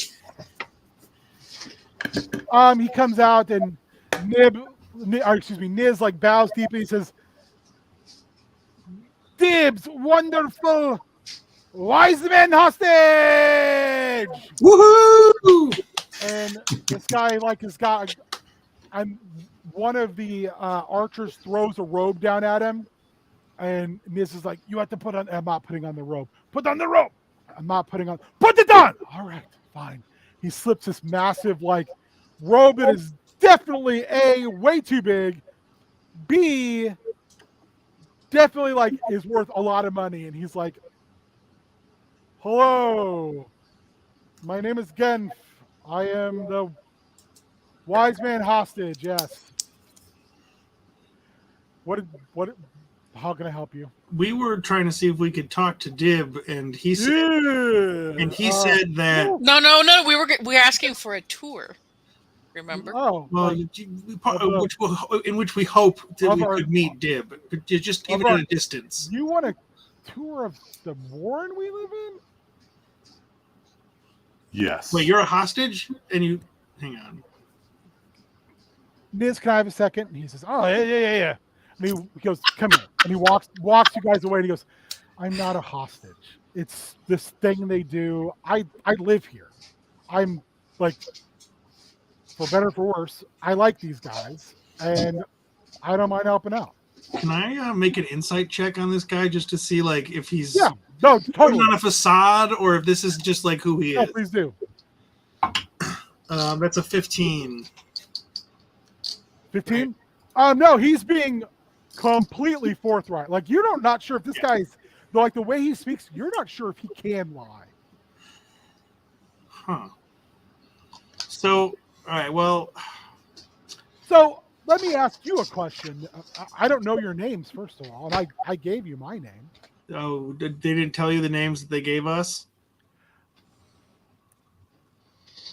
I don't want to repeat what they call me. My name is Genf. No, I mean, you can have your name, but they gave us names. Yeah, and they call me Wise Man Hostage. Let's be honest. He's like, They call me Fancy Pants, so what is your actual name, Fancy Pants? my name is, I'm Connor. Connor, it's a pleasure to meet you. Genf is almost just Connor, he's probably up to your chin. Uh-huh. He's bigger than all these goblins. He's taller, he's broader, he's muscular. Connor is very scrawny, so he might be bigger than Connor. Yeah, he's probably stouter than you. He's quite a bit bigger than Timothy. But he's just got a very relaxed demeanor. So he says, and he points to Timothy. Tulip. He points to me. He's his hands out. Who are you? Oh, I am Bug. Bug. Interesting name. Nice to meet you. I'm Genf. You, my lady. I am Dianthus. Dianthus, he bows slightly, and then he turns and looks up at Gelgath, and he's like, huh. He looks around, he says, you're really big. I'm Genf. And he puts his hand up. I am scary. You are scary. Is that your name? He like looks confused, like, is that your name? It is my name amongst your people. Oh, yeah. I mean, what's your name amongst your people? It is Gilgath. Gilgath. That's a strong name. That's also a scary name. Okay, now that we've introduced each other to ourselves, I feel like we can have a dialogue at this point. You look over, and Niz is now sitting on his helmet and using a regular rock to try to whetstone his longsword. Jesus. So he's making it duller. Sharpening it. He's like, listen, they're trying. I give them lots of credit, and I don't mind helping them out. We gave them some. We paid the toll to come this The way. toll? Oh God. So is this a good time to tell you that we think that they probably stole a bunch of stuff that we're here to get? Oh, they didn't steal anything. This That stuff was wagon- scattered everywhere. This wagon was already broken. We stumbled upon it. Like, this is a gem crust issue. This wasn't an us issue. Do you happen to know where all the stuff went? Yeah, it's our stuff now. We're using it. Because it was abandoned and there were some dead humans and only 2 dead humans. And I've got a feeling a wagon this large had more than 2 people in it, but I don't even want to know where they went. I would. So we took it and we built a war in here. I would contend that our presence here indicates that it was not, in fact, abandoned. 'Cause I we would could sense it. posit a question because you all seem like mercenaries would be my guess, or soldiers or retainers of some type. Sure, mercenary Do sounds fine. you go places like that are, run down, or like a crypt or a dungeon or maybe a broken up building, or do you stumble upon goods? I would say sometimes yes, Do you take them? if they can be moved and they're obviously not being used. We're doing the exact same thing. We're just trying to survive out here. Sure, but nobody has ever come to get any of the things that we've taken. Yet. And when they do, I'm open to have a conversation. I'm open to having a conversation for a fair trade. Okay. I'm happy to do that. I just don't feel comfortable with you. And he especially looks at Gelgath like he has this look of like, you are really big on his face, and he goes, I'm not real comfortable having a conversation though of you guys just rolling up and like telling us you're going to take our stuff. Now, if you want to compensate us or trade for those items, I'm more than happy to negotiate that. That depends What on. people want. Yeah, depends Yeah, on. I'm willing to hear the terms of your negotiation. We are a small warren that's trying to like become something. Where are you from even?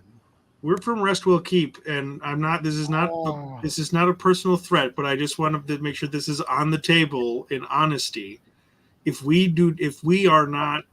that's as much of that stuff that you guys found is not returned to us, I can almost guarantee you that we will not be the last people you see from Restwell Keep, and people who are more dangerous than us will probably be the next people here to recover that stuff. He kind of smiles and he says, I'm well aware that there's this kind of that commerce is a bloody business.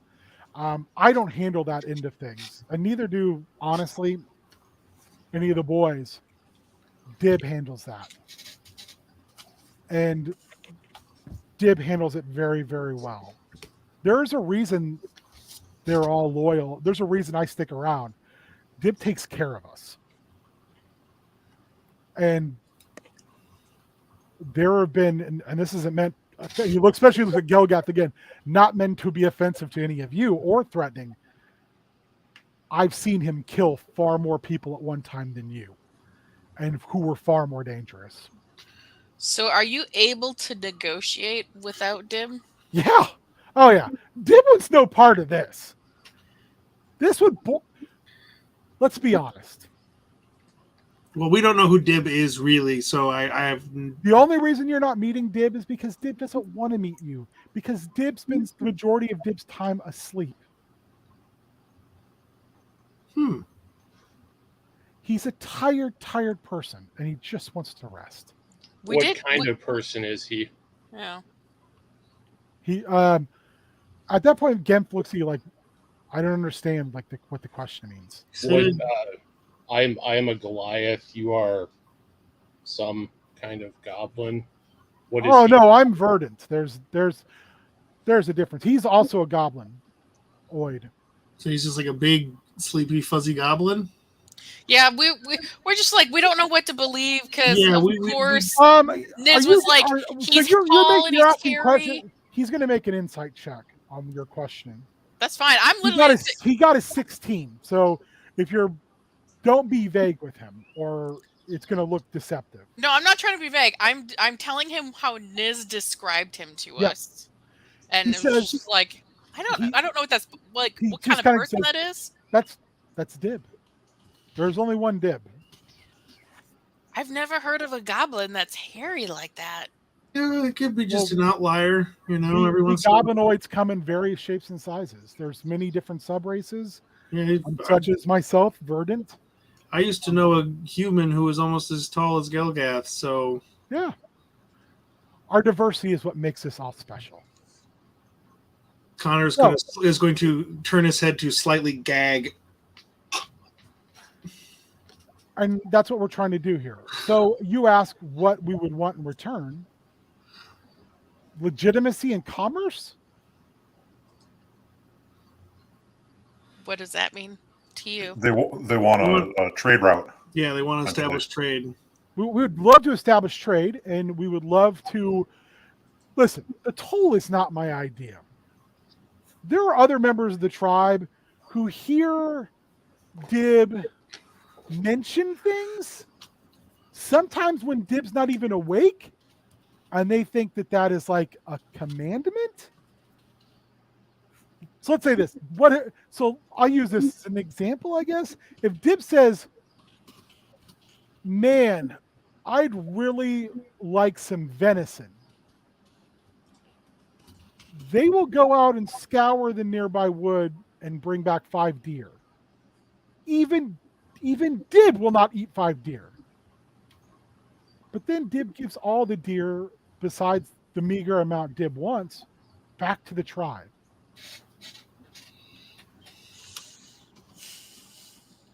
So they basically want a legitimate town. I want a legitimate town. I can't fault them for that. I don't know what we can do for that. We should be legitimized. You come from Westwell Keep. You have a lord there. We could be legitimized. We could be seen as a outlying area. The toll could be legitimized.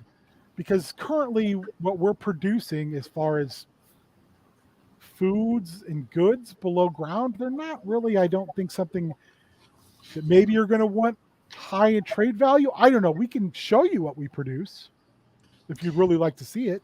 Well, and we can definitely take information back. We can't make that decision, but I can guarantee you no one's going to consider it if you're holding their stuff hostage. But we're not holding anything hostage. It's not their stuff. It was refuse by a destroyed.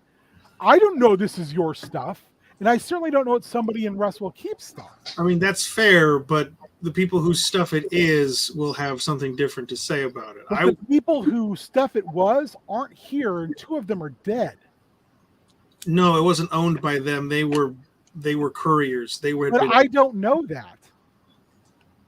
And you're asking me to take your word for it, and I'm not completely comfortable doing that currently. I would argue that if we want to try and establish a good relationship here, a certain amount of risk is required, and trust must be given both ways. He reaches up and he's kind of rubbing one of his long, pointy ears, and he says, that's an undisputable fact.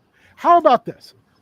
We go inside we go inside our warren, and you hear all 4 goblins now scream, "Impregnable Fortress of Dib!" We go inside the Impregnable Fortress of Dib. I show you what we're doing down there as far as like industry. If you have some type of shipping manifest, we can go through some of it. Some of it I'm more than happy just to give back, and then we can negotiate for the rest of it. Yeah, Does that sound reasonable? Can we- Does that sound like a give and take relationship? Is he being honest? You can make an insight check. is my insight check from earlier still Yeah. play here? Okay. I think You can also make an insight check if you'd like, Dianthus. I rolled a 19 on my really pretty big dice, so I got a 22. You're not sure this guy knows how to be dishonest. Okay. Yeah, that's all I was going to share. Is Yeah. like I was trying to read him earlier. He seems straight up as you can be. So It Curi- seems like everything is above board, and he has the expectation that it will be the same way. That's why he seems slightly distrustful, because when you came and were very honest about like, hey, we can just take this shit, or someone else will, was like you're slightly threatening. That's been the only hiccup to all this. what happens if you take us down there and Dib doesn't like us being down there? Dib's sleeping. That's not really an issue. The only reason Dib would have an issue with that is if you cause a problem. Dib is not. I don't know what you've heard about Dib, but Dib is Dib. He doesn't. Don't start and it won't be none. I look at Connor. Don't start nothing. I'm not going to start any. I'm the guy here. The only reason I keep my hand on the trigger is in case it goes the other way. I'm not going to be the guy to start. Timothy, hands in your pockets. Where else would they be? In other people's pockets. Yeah, those are still pockets. Yep. They are pockets. There's still pockets. Yell gas, I don't have to worry about you. I'm not going to break a parlay. Yeah, I don't want to just start killing. I'm just in this Help it. to make questionable friends. That's the other part Maybe of it. Dibs- Me too. That's our Chaos Scar t-shirt. Chaos Scar. I'm just here to make questionable friends. Maybe Dib could be a questionable friend. That is it. great. That's kind of That's all I'm looking for. Yeah, if we can make this work, I think this could be good. I mean, like I'm no politician or anything like that. I'm certainly not somebody who has enough clout to make any major decisions. But I think if we have more settlements, more stable, relatively prosperous settlements in the Chaos Scar, that's only a good thing to me. Really, it seems like.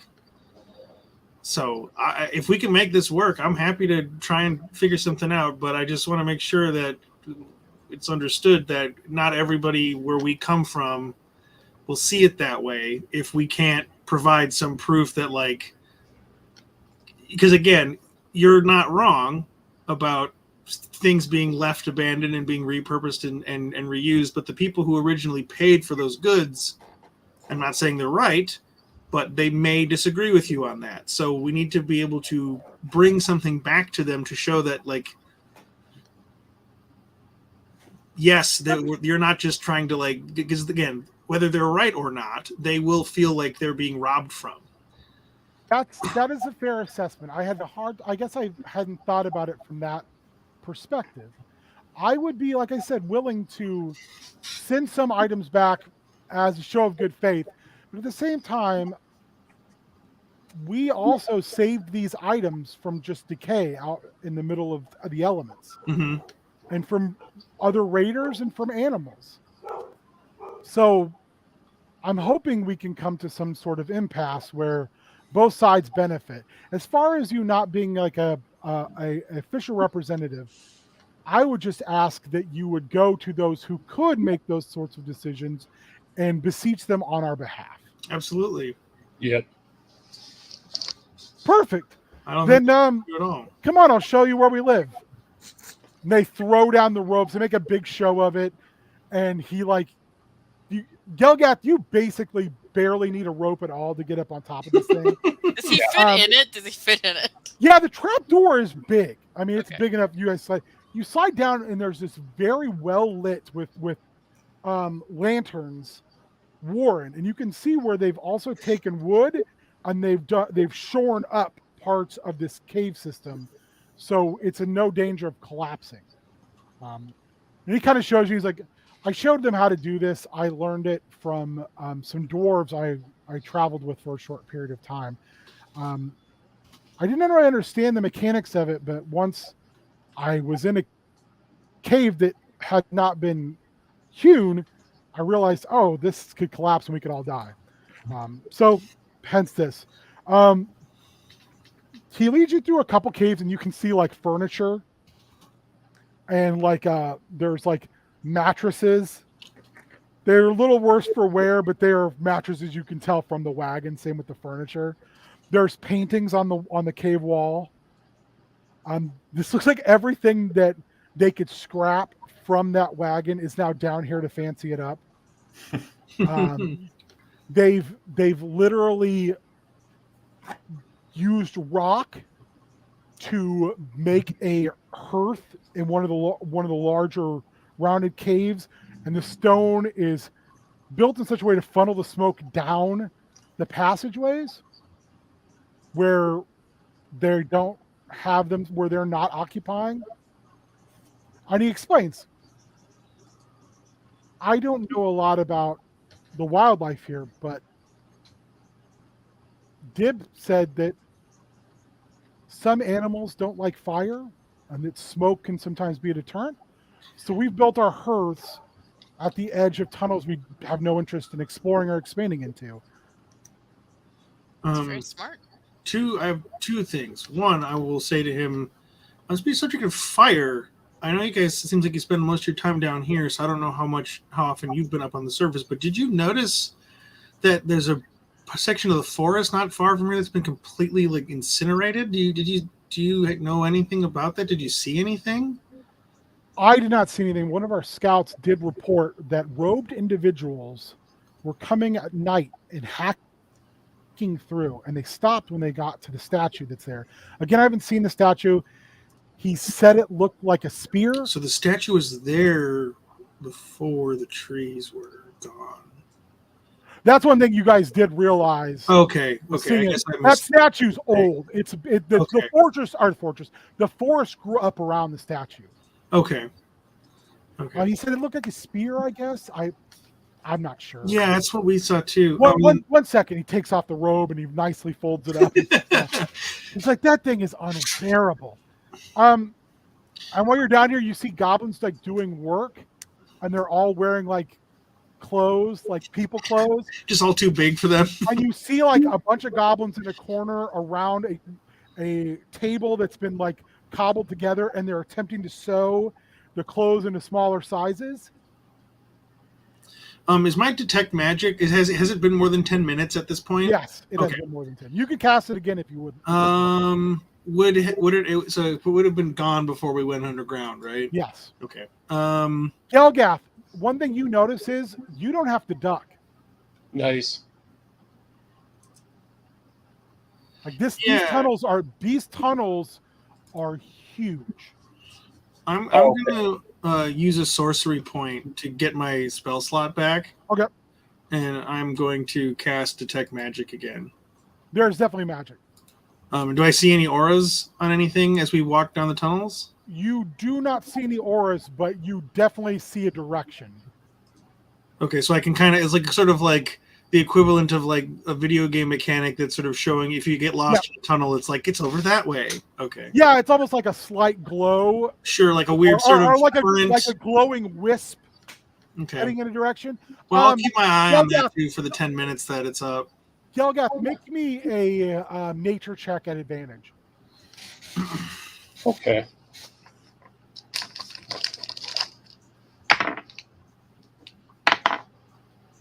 17. Perfect. You have like a stone ability, right? Since you're a Goliath,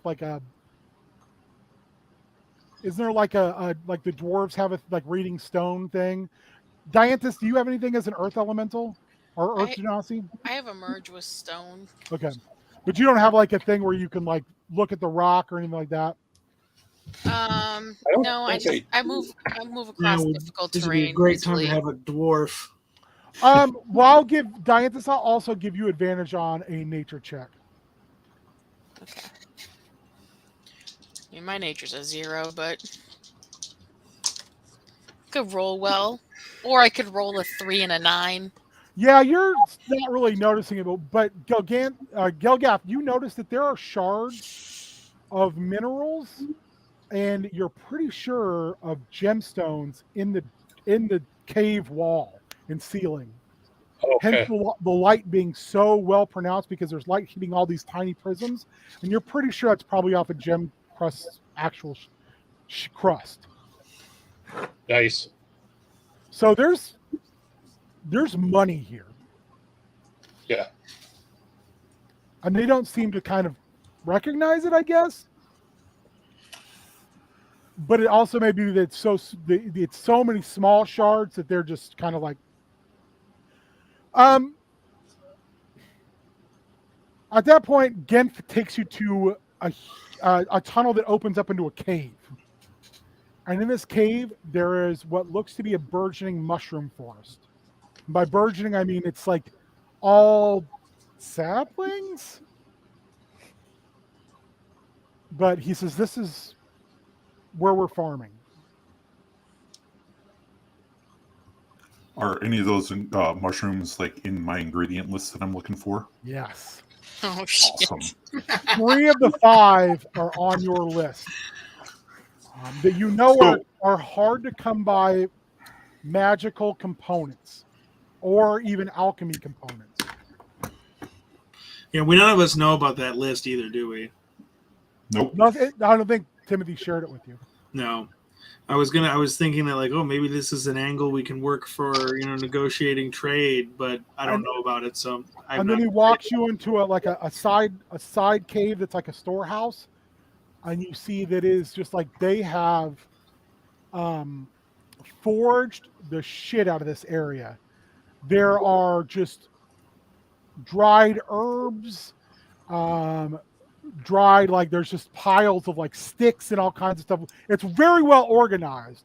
There's meat hanging on dried meat on hangers, and this is really well done, like well put together. And that's where you notice as well, Timothy, here's your other herbs. They've already been picked from the area and they're dried. Ah, crap. Right. And So, says, let me show you our last area. And this is where I think we have the biggest growth potential. do we have goblins following us? No, it's just Gent. Okay. I'm gonna attempt to, like, as he's leading the rest of the group away, I'm gonna stealth out and try to go gather some of the things on my list, just small amounts. And in that case, like if it is what I'm actually needing, Make me a stealth check.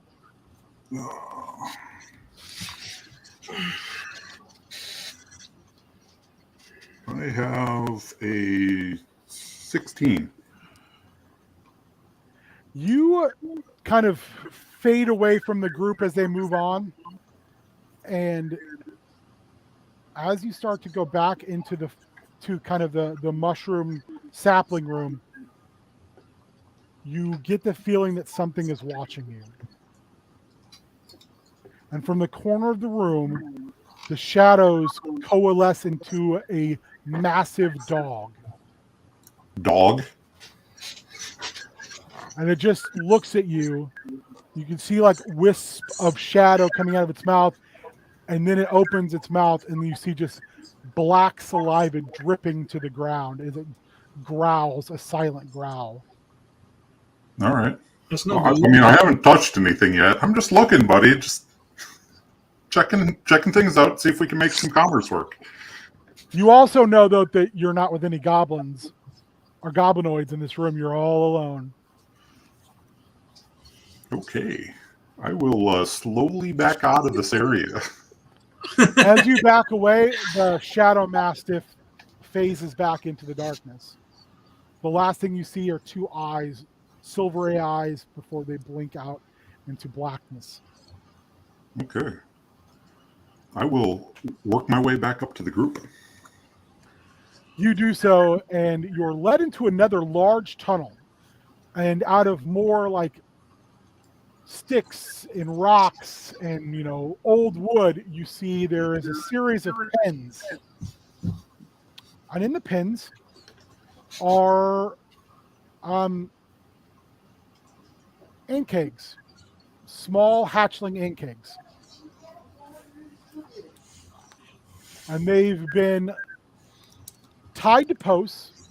They're being fed out of buckets, and they're being harvested, like the resin they produce is being harvested.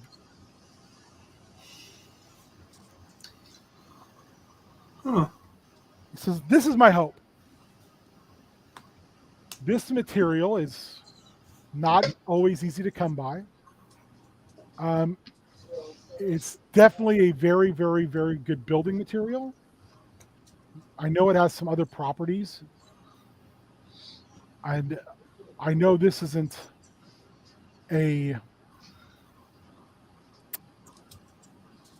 some like ant cake farming. It's not something I think you guys do. I've certainly never seen anybody doing it. So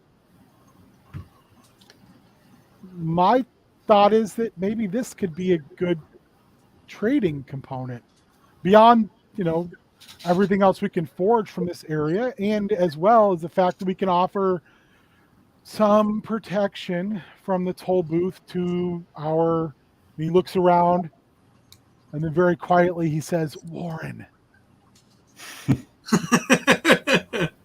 Impregnable!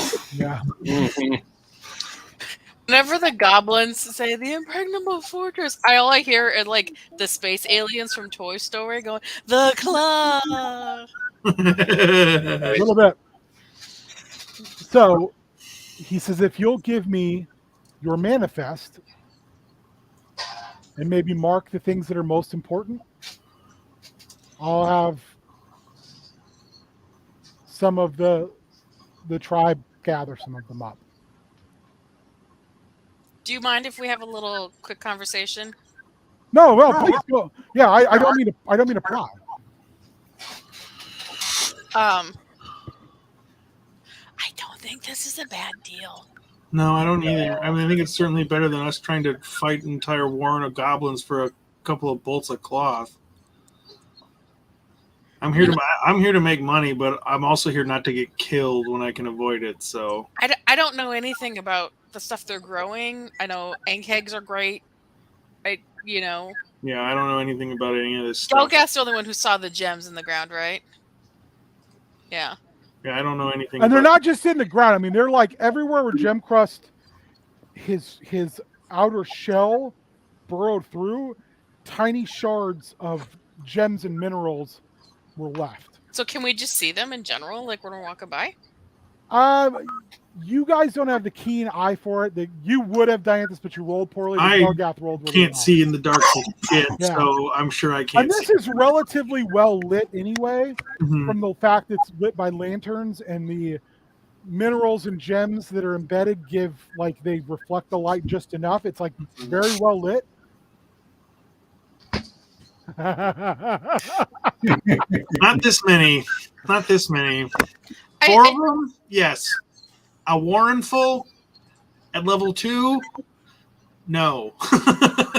Especially underground. I'm more suited for being out in the open sky where I can make giant flashes of exploding lightning and stuff. So Why don't we, as he said, why don't we take a look at the manifest and just kind of mark some things off here that we might think is most valuable, and I can take it to him and see what he can get us. yeah, I mean, really, like the stuff that's most valuable first, like as a priority, but really anything they would be willing to give us back, I think we'll take. It's worth a shot. Yeah, I mean, the more we bring back to our employer, to old Bosco, I think the more amenable to this whole arrangement the merchants in town might be. Because if we don't bring anything valuable back, it's going to be, they're just going to take this whole thing as like, oh, our stuff was stolen by raiders. Time to go root them out of their warren, and it'll be a big bloody problem. All right. Yep. I'm down for trying to see if we can help. So Yeah, same. I think it's the best option.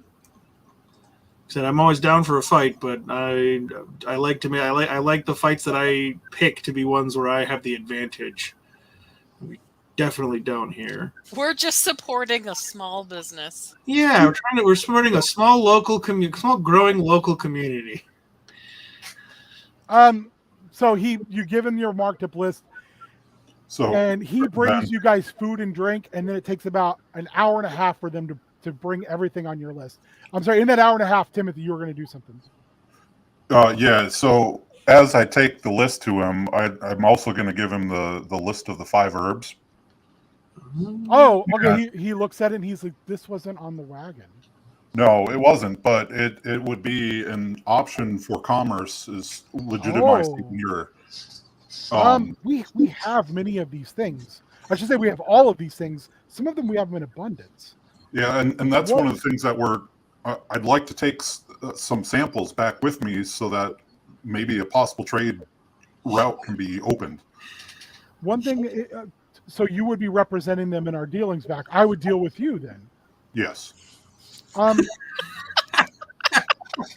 We would need certain food. That would be our current biggest need, would be food. Okay.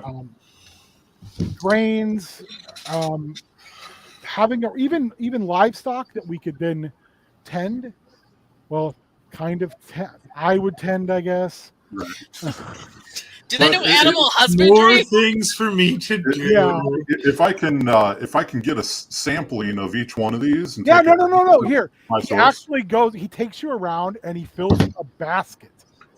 You've got to, and you realize they have far more of this than you thought. Okay. Yeah.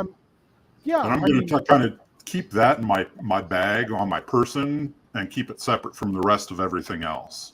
He then says, one of our tribe is also a little bit of it's got a little bit of a green thumb.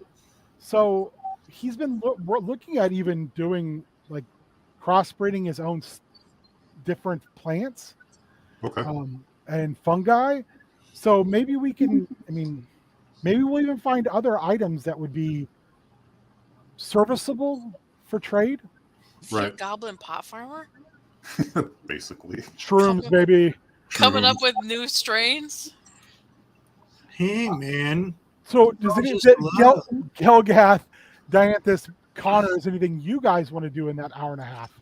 I want to see if I can determine if because I guess at this point I'm wondering if is this magical aura something that is just sort of left in Gem Crust's wake, and then the flow of it that I'm seeing, is that just following the path that he took? If I follow it for 100 feet, where do I wind up? What is it? Does anything change? The primary source seems to be coming from one specific area, and it's behind a set of double doors that are actually pretty nice. Is there guards? No. I just want to go look at the door. I don't want to touch anything. I'm not here to fuck up what we're trying to set up here. I'm just curious. Is the aura coming from the door or behind the door? You were in our very first adventure, weren't you? I think so. The Earthmain Keep? No, I don't think I was there for that. My first one was we were on the road and we got attacked by We ran. It was the caravan, and there was like the hobgoblin that was tied up. And Okay, I thought for some reason I keep thinking you were there for that first one. That No, was I Gelgath was. and Dianthus. it sounds like it was fun though. The more you talk about it, the more I wish I was. Yeah, it was good. Make me a history check. Okay, not good. Didn't 13. roll well. 12. You this symbol on the door is definitely not goblinoid. It reminds you of some of for some reason it reminds you of Gelgath a little bit, but it's very old. Is it like a giant symbol? You do speak giant, that's right. Yeah, I speak giant. Yeah. These doors have runes carved into them, and they mention a name of Vinar Earthmane. I think it's Vinar. Let me check and make sure. Wait, this is the guy that We've run into this. We've before. run into this before in our last game. Yes. When we were at that like weird little room. Same name. It's got his house symbol on it. Voran. Shit. Voran. Is there anything in this that looks other than it being like in giant? No, these doors were moved here. Like these doors are not naturally here. So These these doors were taken and put here. could I then ascertain that maybe this is like one of those rooms that he It made? definitely has runes built into it, which you think may make portals accessible. But this room is not an original Earthmane room. This, like, literally what you're getting is the goblins took these doors and put them here Oh, okay, they took the doors from somewhere else. from either some place of Voran's. Okay. But you do know that these doors have similar runes in them to what you saw before. That means they do have the capability to open those doors with the right components. With your chalk. Yeah. I'm gonna find our buddy, our sort of host, and ask him about the doors. Like, do you know? Let's Dianthus Gelgath. Is there anything you wanted to do in your Sure. time? I would like to inspect one of the walls that has the gems in it. What are you looking for? Oh, I just want to look at the gems, see if I can figure anything out about them. You can definitely tell that these were like sheared off in motion, but they're very, very, very nice. They're just shards. Okay. If you take like your finger, it's going to cut you a little bit, but you can pop one off. They're not embedded super deep. And you've seen gem crust, and you're pretty sure you know where these came from. Yeah. But there's a lot. I'll take like 3 of them. Okay. You're figuring, just basically looking at those shards, that you're probably holding 50 gold pieces in your hand. Wow. Okay. Nice. Like, they're very high quality, and they're already polished from being rubbed against during his burrowing. Old tumbler back. Yeah. Dianthus, what would you like to do? I'm just gonna try to make as many friends as I can. Do you just want to walk around and talk to goblins? Yeah. All right, yeah. Why don't you roll me a charisma check, just a straight up charisma check. Okay. I don't even know what my charisma is. Oh, it's a +0. This is gonna be real good. I'm the one with the high charisma. You know, when you roll a 15, though, you got a shot. That's true, I want you to roll me a d8. especially at level 2. Sometimes you just need a lucky roll. How about an 8 on a D8? You met 8 goblins. Who were they and what were they doing? Oh wow! You had conversations with 8 different goblins. Who were they and what were they doing? Benjamin, you know I can't do this. Who are you? There's one group that were all having a party. I mean, I feel like I sat down and had a drink with at least 2. Okay, you sit down with Blib and Sick, and they're brewers. And their beverages were very earthy. Dirt beer. Did you say slick? Sick, S-I-K. There's a Okay. cat in this room with me. I helped another couple do some gardening. Okay. I got my hands dirty with them. That's how you You- make friends. You went with Togue and Piv, and you planted some shrooms.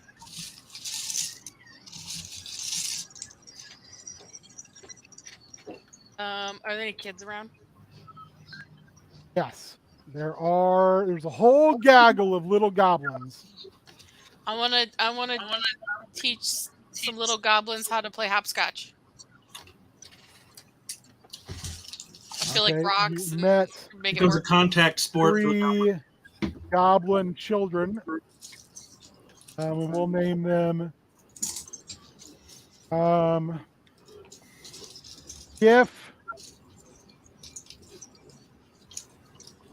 Wob, and Gif and Griff.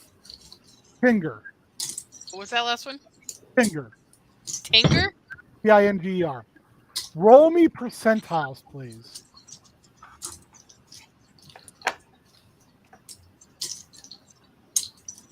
Sorry, I was trying to take notes. 88. Oh, that's like that roll. You meet the 15%. You also meet a young bugbear. Hmm. Oh. A young bear. Name? Yug. Oh, Yug the young bugbear. Yug Sothoth. He is the gate and the key. What was he doing? That was my Lovecraftian nightmare impression. He was he's with the other kids. He's Oh, young. He's just a kid. He's just a bugbear, so he's huge. cool.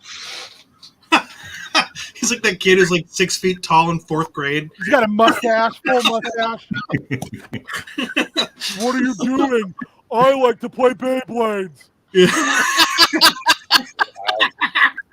Do you collect Pokemon cards? They said I got put in the U16 league. When I was in 4th grade, we did the monkey bars, and I literally just put my hands up and walked my way across. And they're like, you can't do that. And I'm like, I just did. That's how I did it. Like, Yeah. how else do you want me to do it? Not hanging on those things. That's dumb. So yeah, I'm just trying to Um, make friends and build positive relationships. That's 8. Yep. So that's who you met. Can I talk to our host about the door? See if he knows anything, like where they got the doors from. Yeah. He tells you that the doors are from an expedition that they went on, or some of the goblins went on when Dib mentioned that sometimes they were all too loud and it was hard for him to sleep. So they decided to give him doors as befit him. So Dib is behind those doors. Yeah, that's Dib's quarters. Okay, I'm gonna tell him because he's one of those people that's like so trustworthy. Yeah, he's extremely like He's this. just, Everything. he's just so straight up and down. I'm gonna be honest with him. I'm gonna tell him just like, hey, I've ran into doors like this before, and I'm gonna show him the chalk and say, if you're okay, I want to use this chalk I found in a place. These runes on here, I don't know if you are able to read them. They're giant. No, I'm not much of a scholar Right, as far as when it comes to like magic.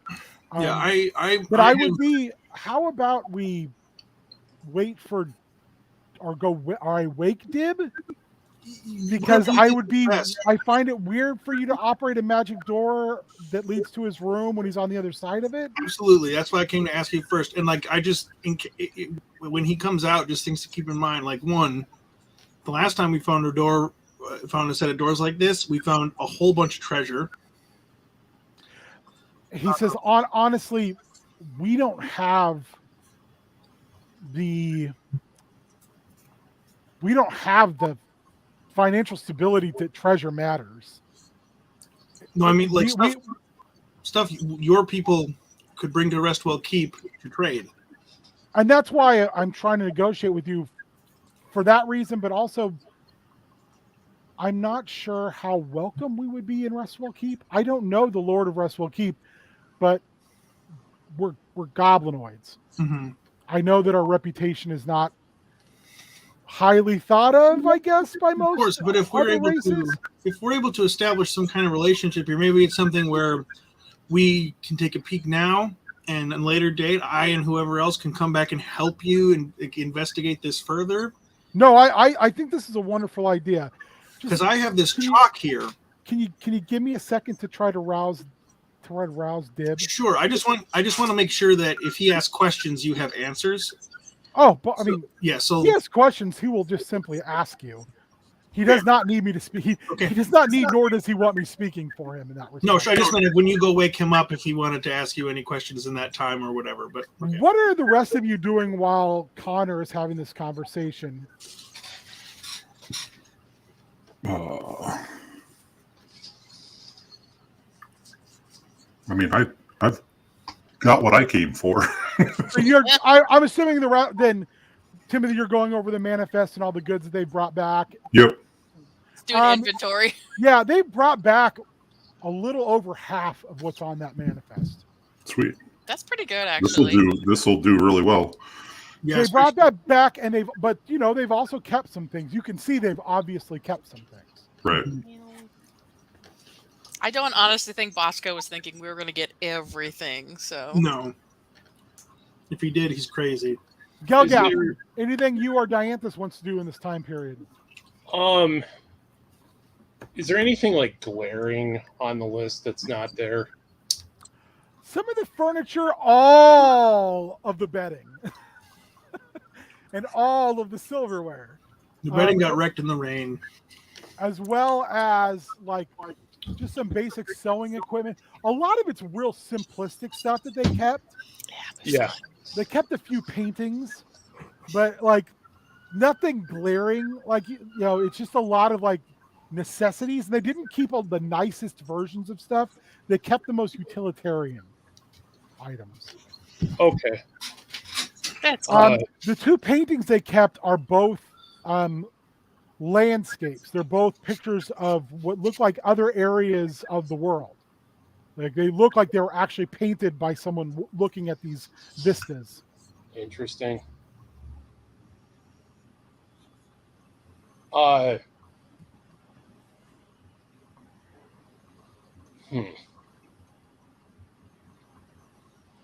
Well, how about this?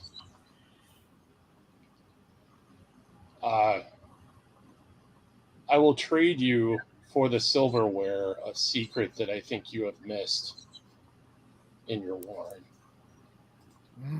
Who are you talking to? Verdant. Okay, you're talking to Genf. Sorry, yeah. Genf says, can we keep the wooden items? Oh yeah, definitely. I'm just I've got a feeling that they might consider this silverware to be important. And it's the kind of thing for fancy people. He says, okay. And he says it might take him a while to pull all of it out of the moat.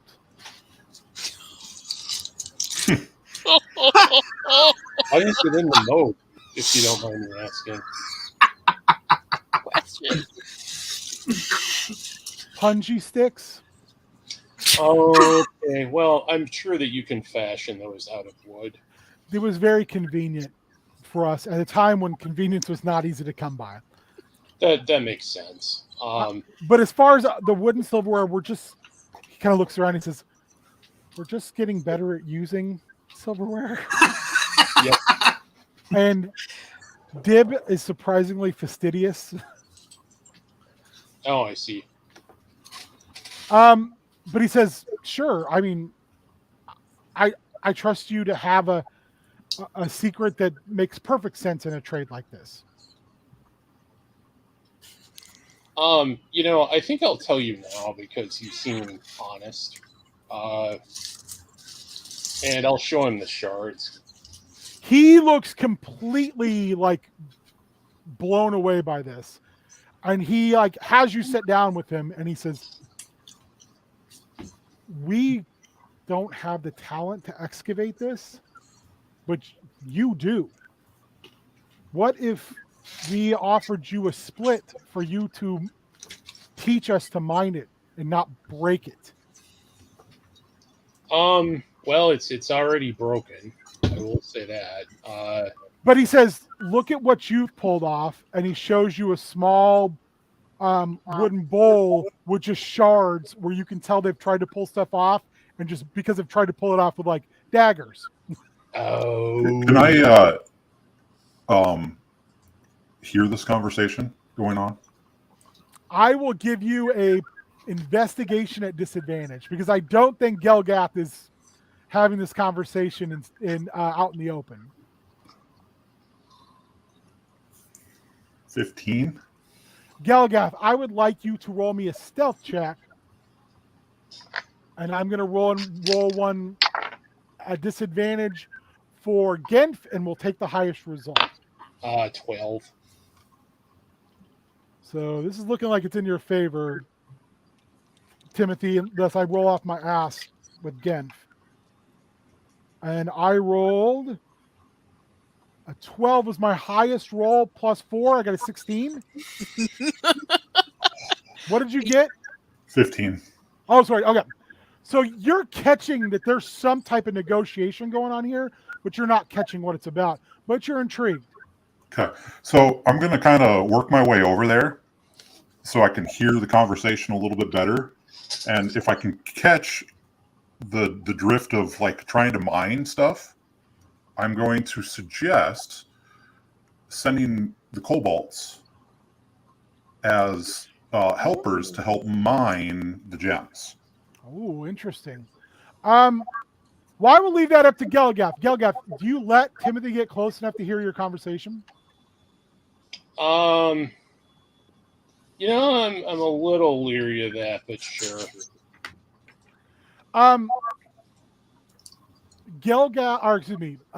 Genf kind of is very like, I don't have a lot of experience with kobolds, but maybe if scary Gelgath would be The only willing. reason I'm suggesting this is that they already have a humanoid friendship near town. So you would have an ability to mine them and then have a route to be able to offload them. Second trade route. Yeah. Wow. With having, legitimizing your warren. He looks at Gelgath as a scary Gelgath shard finder. Would you be willing to also teach us to mine so we can be self-sufficient and then make sure that our trading with the kobolds is fair for everyone? Well, yes, I will tell them if they are unfair or belligerent, etc. They will deal with me. Then I see no reason we can't do this. I see no reason why this should not happen.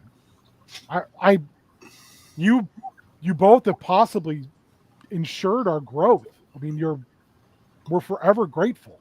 This is incredible. Thank you. This is. We're just trying to make friends, man. Well, you have found them here. You're always welcome within our home. Dianthus, was there anything you wanted to do? Nah, just hanging out. So Okay. Did you want to have any specific conversations while you're making friends? just making friends. Okay. Okay. So, Connor, it takes a little bit, but eventually Genf comes out, and behind him is the biggest bugbear you've ever seen. Big and furry now makes sense. He's not. He's chonky, not fat. He's like 50-year-old circus strongman big. Mm-hmm. Like I think someone in prep school just said he had Greg Valentine body, where you're like, oh, Greg Valentine is a big, the Hammer Greg Valentine is a big dude, but he also isn't going to win a bodybuilding contest. This guy's just massive, and he's rubbing his eyes and he's yawning, and he like looks at you and he looks against and he goes like, what? Hey man, Dib puts his hand out. Dib, Man. good to meet you. I'll take his hand. What are you, like a mercenary or something? Yeah, you could say Yeah, that. like you're not in a company though. You're not wearing like a tabard or any sign. No, You're I'm not like part of a independent. company. Yeah, we're kind of part of an independent crew over at Restwell man. Keep.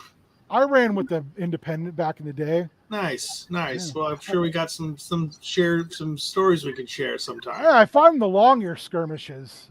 It's been a while. I've never fought in any big battles like that. My action ice is typically a little smaller. Between me and you, it ain't worth it, man. Just I'm gonna just like look over at the guy. I keep forgetting his name, but our guy Gent, and I'm just gonna like look at him like just sort of like, this is the guy that you're all afraid of. Oh God! What'd you just do, Ben? I hit a button. I didn't mean to. You just hit more button. You gotta hit again. There you go. I'm just gonna like look at him, just like not. But remember, just sort of like, as he expressed, they're not. They're afraid, but they're more like it's respect. sure, yeah. I didn't expect the hippie. Gent is like, yeah, man. I'm like retired. Like I haven't killed anyone, and I've not been in a big battle for like 4 years, and I haven't killed anybody in like a month. Hey man, good for you. If you can So, retire, if you can live I'm trying to to like just live my best life. And these dudes just wanted to hang out. I mean, they were all slaves, and I got tired of listening to the hobgoblin soldiers that were using them as labor. So I just wiped a lot of them out. It was only like 10 of them. So I just killed them. Nice. Well, you know what they say about an old man in a young man's profession. So Yeah. good. I'd rather sleep my days away than end up, as a rug on somebody's floor. Sure. Hey, your friend here, our buddy Gent, he's been kind of filling me in. Well, me and my companions, my We'd compatriots. be lost without getting. He like slaps him on the shoulder and almost knocks him down. He's like, man, I don't even know what you are, but you're the best. What a guy. And he kind of gives him like rubs his head. This guy is like everybody's 50-year-old construction uncle. So yeah, I have an opportunity here. Gent seems to be kind of like the guy that you entrust to handle these things, but he wanted to check with you first since you kind of run the show here. Now let's be honest. I don't run anything. I'm just a guy who wants to rest and just live his life. Rest well, perhaps. Unfortunately, problems find me occasionally, and then I have to solve said problems. But these guys, they're like my, not you, Gen, but the rest of them they're like kids. They haven't had any I ran with some crowds, so I have tastes. And I have manners, and I want reasonable conditions to live in. Sure, understandable. These guys deserve reasonable conditions to live in because no one's going to give it to them. Mm-hmm. So I give it to them, and then they take care of me and I take care of them. Symbiotic relationship, Nice. man. Yeah, sounds like a great little setup you got going. Yeah. And Gent just stumbled into this. Yeah, well, I was talking to Gent here, and I see these fancy doors that your guys brought you. Yeah. Your private chamber. 50 of them to drag them here. They killed 2 of our boars using them to drag. It was ridiculous. I don't know why they did it. I mean, hey, the gesture was beautiful, but I didn't really need it. They could have just hung up some blankets. Well, I think it's just they wanted to make sure that you felt, at least that they felt they were respecting you properly for all the good work you do. Yeah. It's great stuff. So I'm going to pull up my little piece of chalk and say, so in my work as a mercenary recently, He goes, hold on a second. And he reaches into a bag on his hip and he pulls a monocle out. And he has to squint super hard to use it because it's so small. And he goes, oh, this, you got some magic on you there, kid. yeah, this is a magic piece of chalk. And I found this in a place with walls and doors a lot like the two you've got there. And they were able, and using this chalk, drawing tracing. Yeah, they're Earthmane Keep stuff, or Vanar. Yeah, Earthmane exactly, stuff. exactly. We found a little room of belonging to that old ancient guy, where I found this chalk and a bunch of treasure inside. And Yeah, treasure. you guys, More treasure, more problems, man. well, my thought is, this isn't something we got to do right now, or like take advantage of right now. But this chalk, if I trace those runes on that door, and I guess can't confirm if it would work or not, but that would open. Yeah, he comes over, stands beside you, and puts his gigantic hand on your shoulder. Mhm. You're both I turning kind of like looking at sink the into the door. ground a little bit. Yeah. You're looking at the door, and he goes, all right, man, I feel you. You want to go through that door. You want to Yeah. activate it. I want to see. Yeah, this will I'll open make- a portal there. Yeah, I'll make you a deal. sure. You bring me 2 doors, less ostentatious, and you can have the doors. Like, you can take them.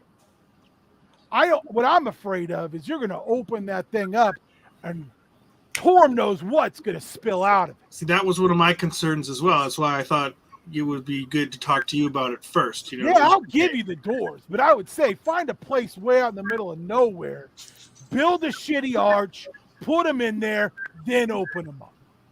You know, that's not a bad idea. Yeah, don't bring that kind of heat into your home. You know? That's fair. You know, that's fair.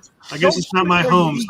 so I kind of got caught up in the mystery of it. No, man. Hey, 10 years ago, I would have been writing those runes with blood, you know, just trying to open them up. I say, I don't shit where I eat anymore. Fair. Okay. Well, they said you lost. Okay. Connor's just kind of quietly trying to do the logistics in his head. Like, how much work is it going to take for me to get those doors out of here? Well, I can get them out of here. Hey, you But know, it's like hauling them. I don't know where you want to haul them. well, I don't know, wherever, as far away as you think it would be safe for me to give this a shot. He like scratches, and you notice like his hair is starting to go white Mm-hmm. in areas. He kind of thinks about it, and you can tell he's like, well, I've been all around the Scar. I know that there's an old forge. It ain't that far away. Dwarves had it. I think it was the same ones that had the mine, you know, hundreds plus years ago. Mm-hmm. It's pretty open in there. And, you know, dwarves, Goliaths, Genasi, you know, they all got that stone craft and blood in them. Mm-hmm. I know those folks know how to build. You ever tried to knock down a dwarf fortress before? No, I can't say I Oh, have. God. You talk about a waste of your time and money. It's not worth the trouble. And when you get in and you try to kill all the stunties, it's like trying to kill a bowling ball made of razor blades. They're just a pain in the ass. Mm-hmm. So, don't do it. So the old forge, I can draw you a map. It ain't that far. Hell,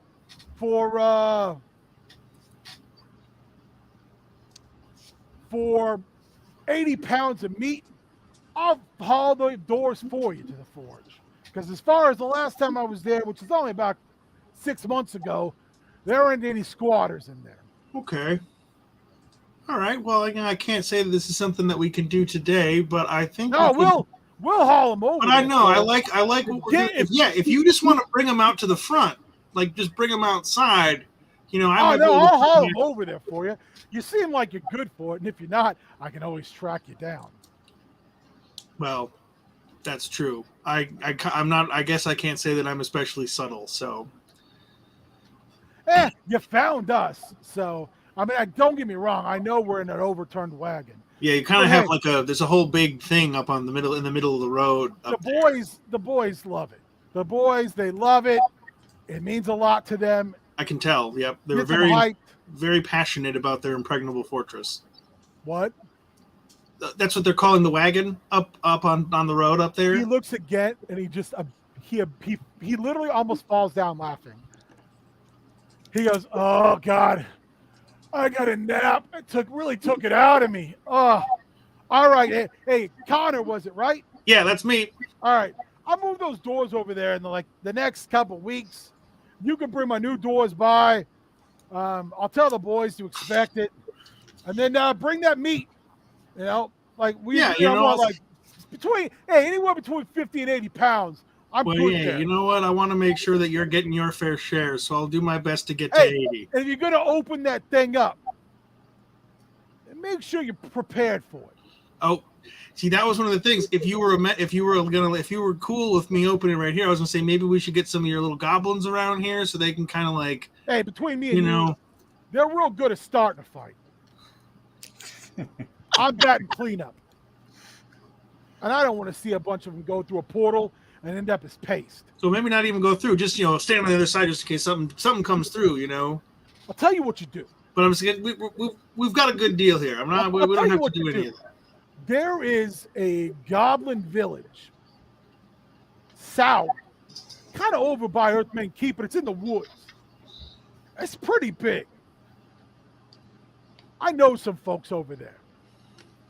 And from what I've been told, they're in a little bit of political turmoil right now. I can put a good word in. If you want to hire some good goblin hands, some greenskins that are ready to get the knives bloody, I have seen some business. I can help you out there. Well, I wouldn't trust them, but I can hook you up. Well, I'm kind of a grunt myself, so I'm not necessarily personally in the market for hiring anyone really. I'm the hiree. I would recommend, though, it sounds like you got a little bit of an ambitious streak in you. I respect that. Well, you could say that. If you're going to do it, hire some folks to go through first. Because I, too, have been the guy who's going and busting down the door first. Mm-hmm. Hey, man, it's all right, but it don't pay the bills. You end up drinking through your coin faster than you can earn it.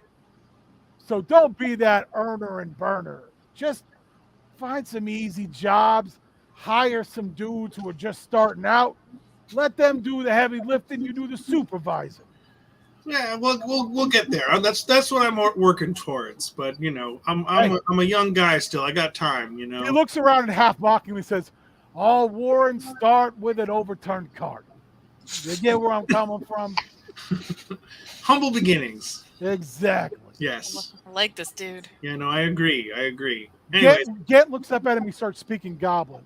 And he stops for a second. He says, "No offense, but I want to let him know everything that's transpired." And he's kind of like, my common's okay, but this is my language. Mm-hmm. So Gent tells him, and he looks over at you, and he says, "Gems, really? Huh? Who'd have thunk it? Thank you, really, thank you on a lot of levels, eh? Don't hesitate to come back and talk to me. I'm willing to help out. Like I said, I've been in your shoes. Mine were a little bit bigger, but they're the same goddamn shoes." Yeah.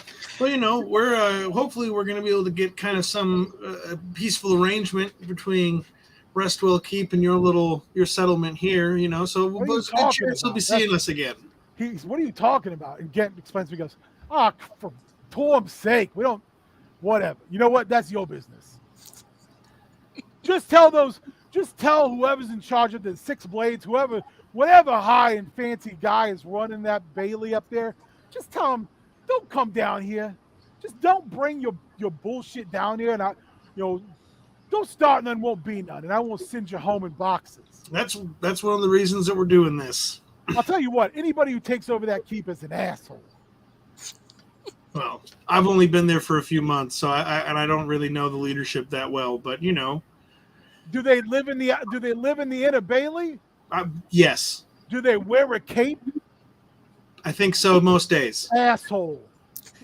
I will say, at least the blades would stab you in the back and in the front. I find the guys in capes will just stab you. There's something to be said though for the bold fashion choice of a cape. I think pretty dramatic. When I was younger, I wore a cape, made of elf skin. Gnarly. So you say, like, I feel like with a cape you can do cool stuff like this, and I'm going to point gust at myself and make my coat billow behind me. Ooh. So I can do that. So He does this. He's like, is that a spell? And you got an item for that? that's all in the hands, man. Oh, I never done no magic, but boy, that's the type of thing. That's an entrance. Yeah, well, you know. Anyway, hey Connor, good talking to you. I'm tired. I'm gonna go lay down. Gotta get my beauty rested. You know what I mean? Yeah, hey, All right. you've Hey, earned it. You've earned it. you stay out of trouble, kid. He walks back in. You hear him yawning, and then you hear the loudest plop. Just He's like, so, that's Dib. You can probably see why people follow Dib around. Dib's cool, dude. yeah. So I'm gonna go back and find the group. I'm like, so Dib is actually really awesome. Very chill. He definitely seems like he could kill a bunch of guys if he had to, but you know, we're friends now, I guess. So At that point, when Gent interrupts and says, he did say that he hasn't killed anyone in a month. That's not entirely true. yeah, well, I'm not gonna joke. But I just will say he doesn't. When you go back and you talk to them, he doesn't want anything to do with all that. He did have bad blood with the Blades, but it sounds like the Blades aren't running Restwell Keep anymore. You do know that the Six Blades don't run Restwell Keep. yeah, anymore. like I don't think so.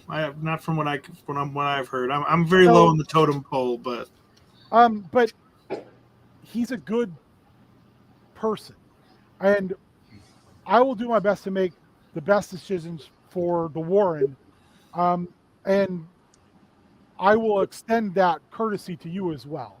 yeah, So well, you're always welcome here. I mean, what you've done for he's talking to all four of you. What you've done for us is, again, I can't state between the trades, and he points his hand over at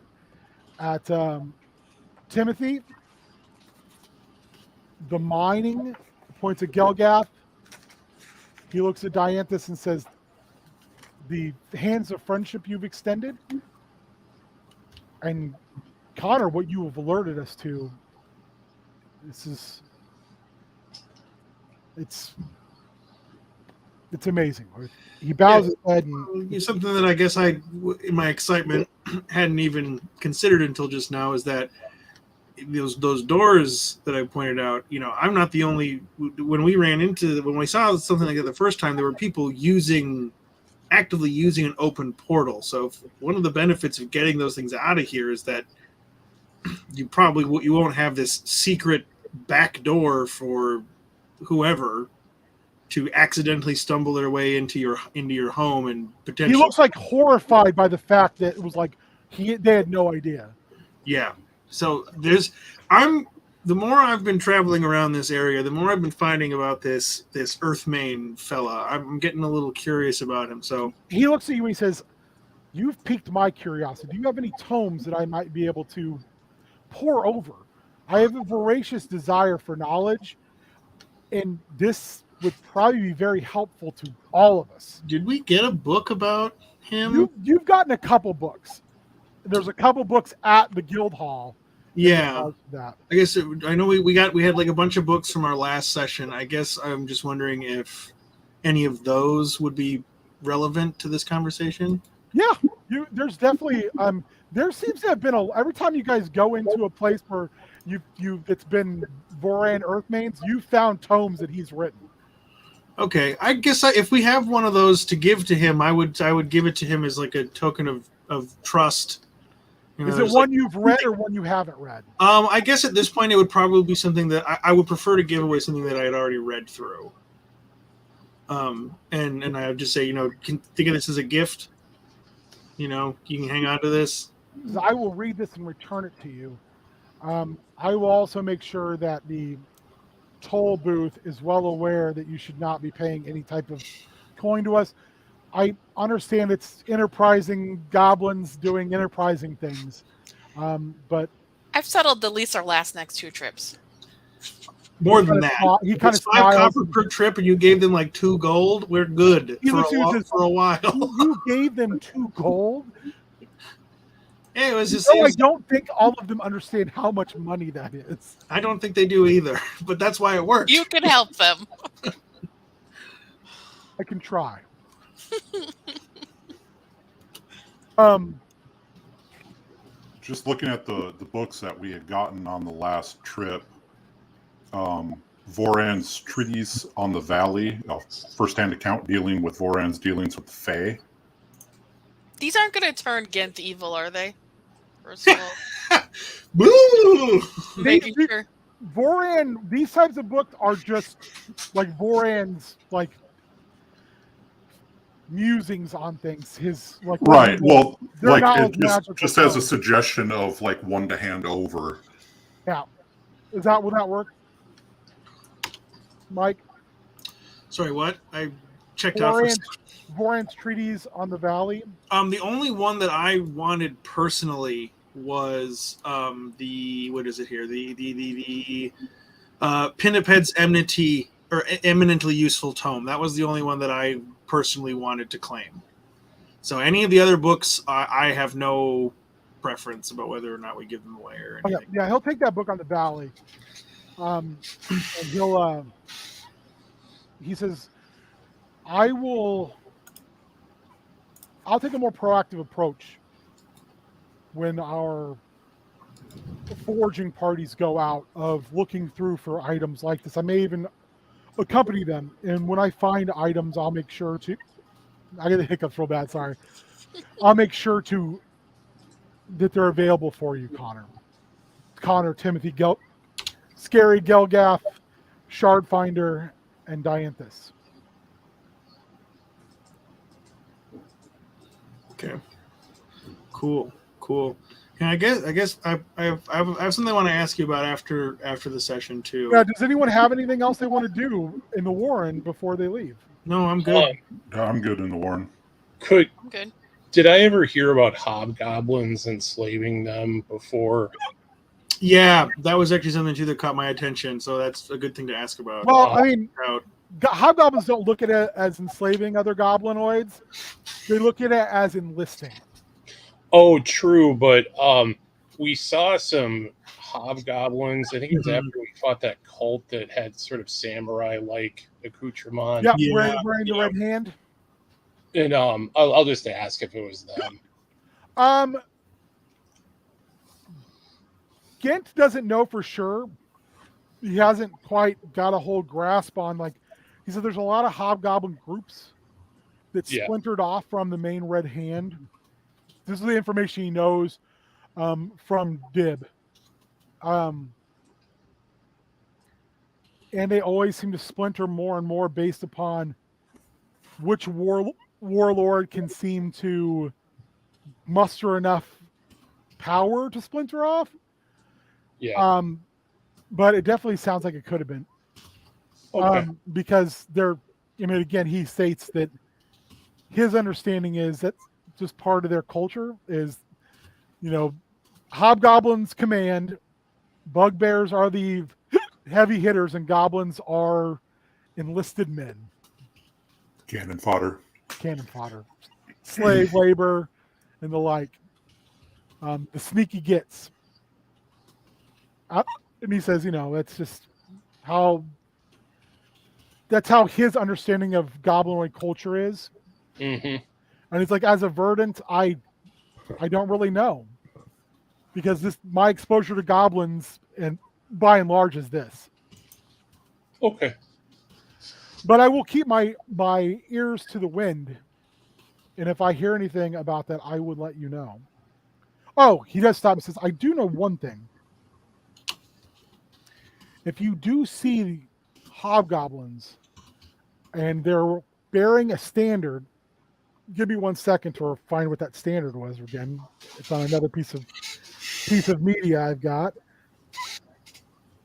Also, I'm hoping it'll make my hiccups go away.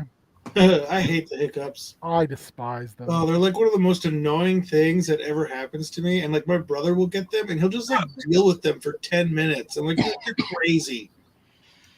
You're nuts. Yeah, when I get them, they're kind of a. Oh, I can't like think straight when I get the hiccups. It's awful. I hate them. I hate them so much. They're so uncomfortable. Oh, my cat left. Where'd she go? Okay, maybe I don't have it. So maybe we're deciding it right here. If you see a standard bearing 3 skeletal fingers, 3 skeletal fingers. Okay. we have seen this in our area recently. And the hobgoblins bearing that standard have all gone to painting their armor in like skeletal features as well. Damn, that's death metal as hell. I love it. Mm-hmm. I love me some skeleton armor. They gosh dang it. Oh, hey Ben. Yeah. When was the last time you saw a white horse? A white horse? Yep. It's been a long time. I don't know when I've seen a white horse last. Shit. That's a psychologist trick for getting rid of hiccups, is make somebody think about something. Something I else. tried. Well done. I mean, Normally, I just hold my breath and push down on the diaphragm. But If you inflate your chest and can hold it as long as you can so your diaphragm stops spasming, sometimes yeah, that you gotta helps. push down on the diaphragm.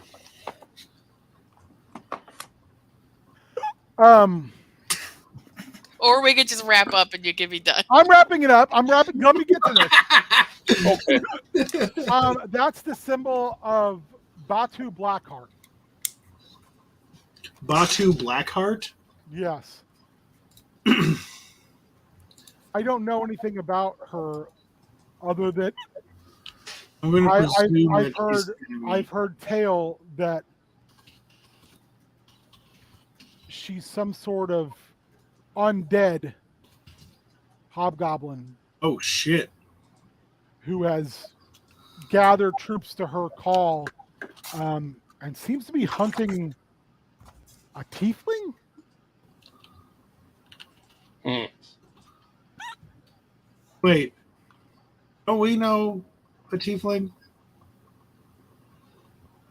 Is there a tiefling? Do you know a female hobgoblin? I have Burning Black Heart written in my notes here. Oh, that was a symbol. It was a burning black heart. Don't we? Oh yeah, that must have been from like our first session or something.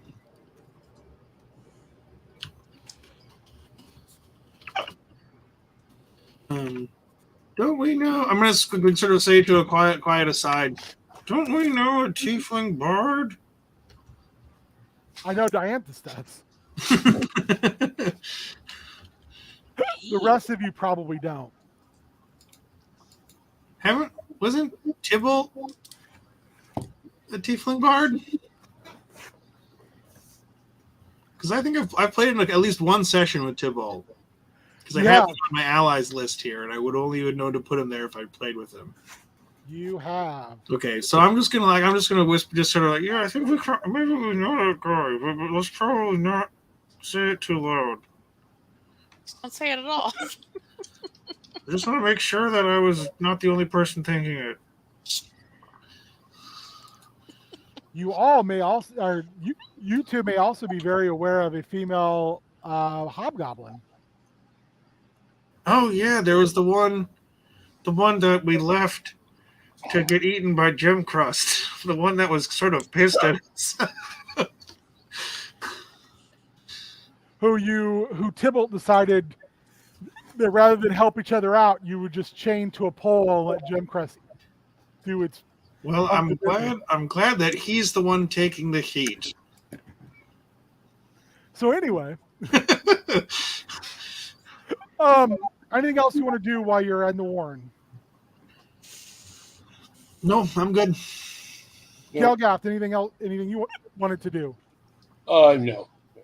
You head back without incident.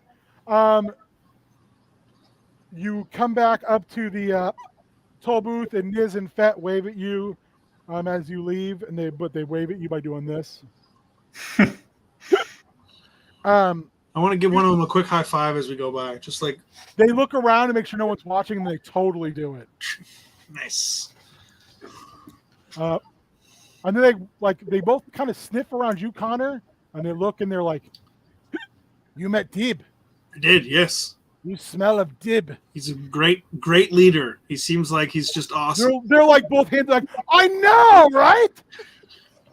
Got it. He's a very likable dude. I can't fault you for being so protective of him earlier. I get it now. I really get it now. Niz, before you leave, comes over to you, Gelgath, and he gives you his sword. Oh, Sweet.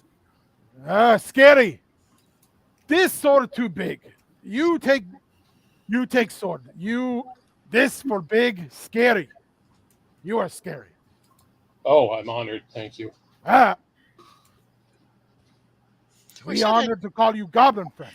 Wish I had a dagger to give him. I'll actually hand him my crossbow. He looks like, oh God, you just handed me a machine gun. His eyes are so big. He's like, oh. He like holds it like it's a baby. Like, why Tulip part with such a weapon of death? Oh, I can get another one, and you just gave my friend a sword. Oh, Tulip. They bow their heads and put their hands up. Like, oh, you guys. Like, again, like when you guys start to pull the mules away with all this stuff, they're literally like waving like kids. Nice. You make your way back, and you know, not all the pack mules are full, but you guys got a lot of stuff back. You make your way back through the gates. Before we get back to the keep, Yeah. can I make a suggestion of swinging by that farm where we met Keg? It's in another direction, but I mean, you'd have to go south and then you'd have to go. It would be way out of your way. Okay. I mean, it's just because I just want to be able to like meet up with Keg, kind of, and that like their farmer friends. Yeah. To kind of explain. I'll say you can do the that situation. like, in your off time. It's Okay. a day off gig. Yeah. You can go visit them and have that conversation like in between sessions and definitely like smooth everything out. Right. Because you and Keg are pretty tight, and Keg's going to trust your judgment. We'll bring some baked goods. Yeah, he does love his baked goods. That's what you do. You make your way back, and as you come through the gate, Cyrodion kind of pulls you aside, Timothy, and he says, "Happy hunting." Indeed, it was. And if you know anybody else, this can be a constant supply. Well, the main person I know is Gelda, but I'm sure some of the clergy of the Outer Bailey would be interested. But let me do you a favor, Timothy. Don't tell anybody about this, because unfortunately, the Inner Bailey, they're always listening. Oh, mum's word, man. This is going to be, we'll call it an underground railroad of sorts. At that point, a half-elf walks by, and both Cyrodion and Dias like stand to attention.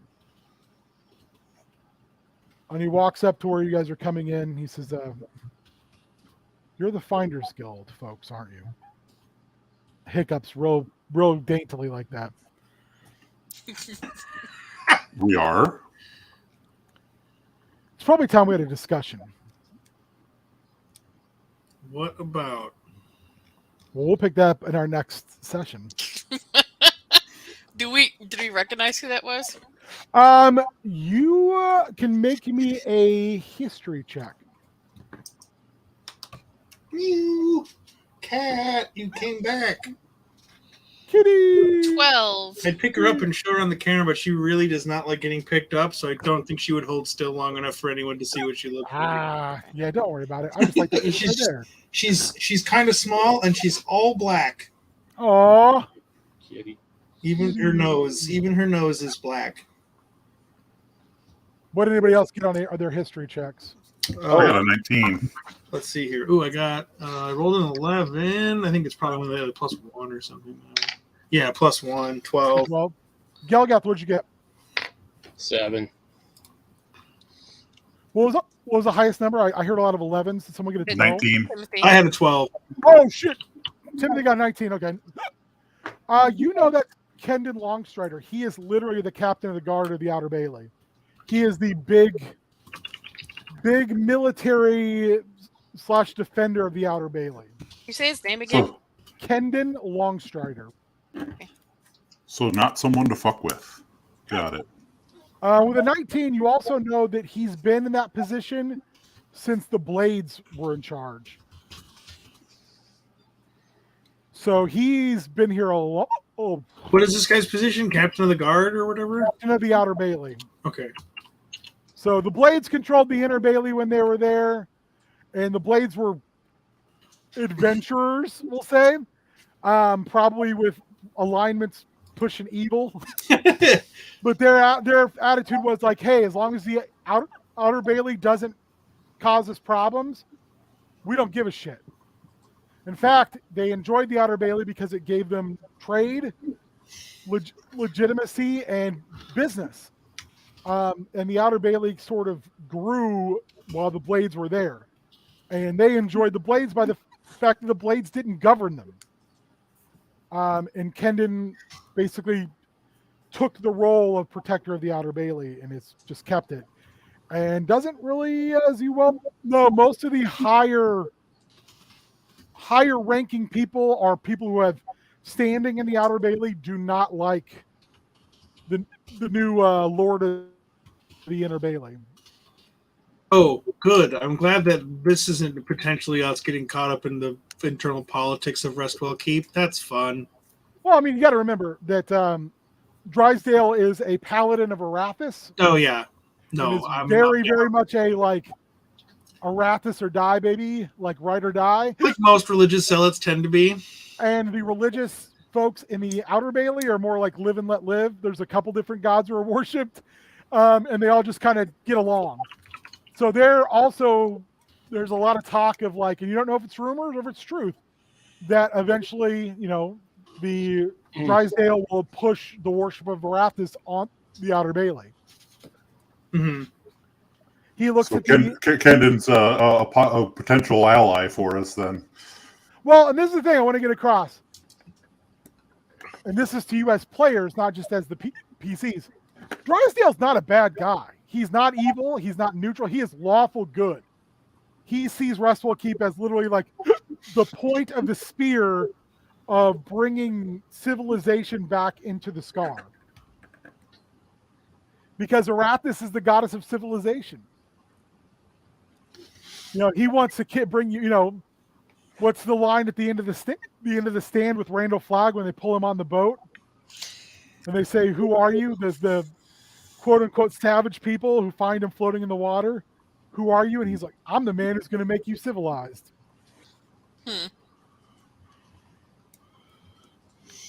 Anyway, go around the table. Tell people who you are, who you be with, what you got going on.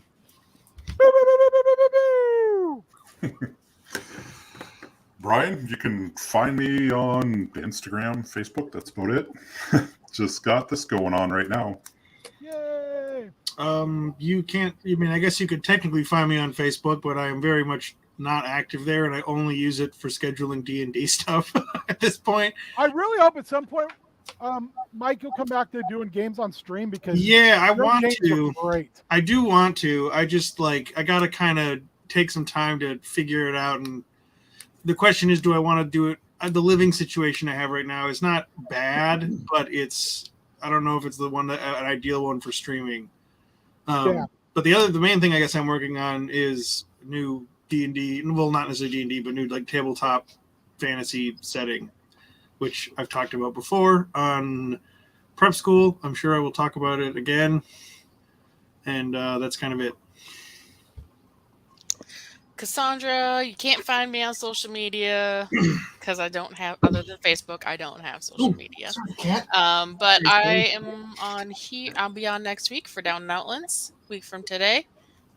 Sure, we'll be on Chaos Scar again. Occasionally, I'm on Crafting Kids when it's on a Friday, once in a while, and some spontaneous ones. You never know.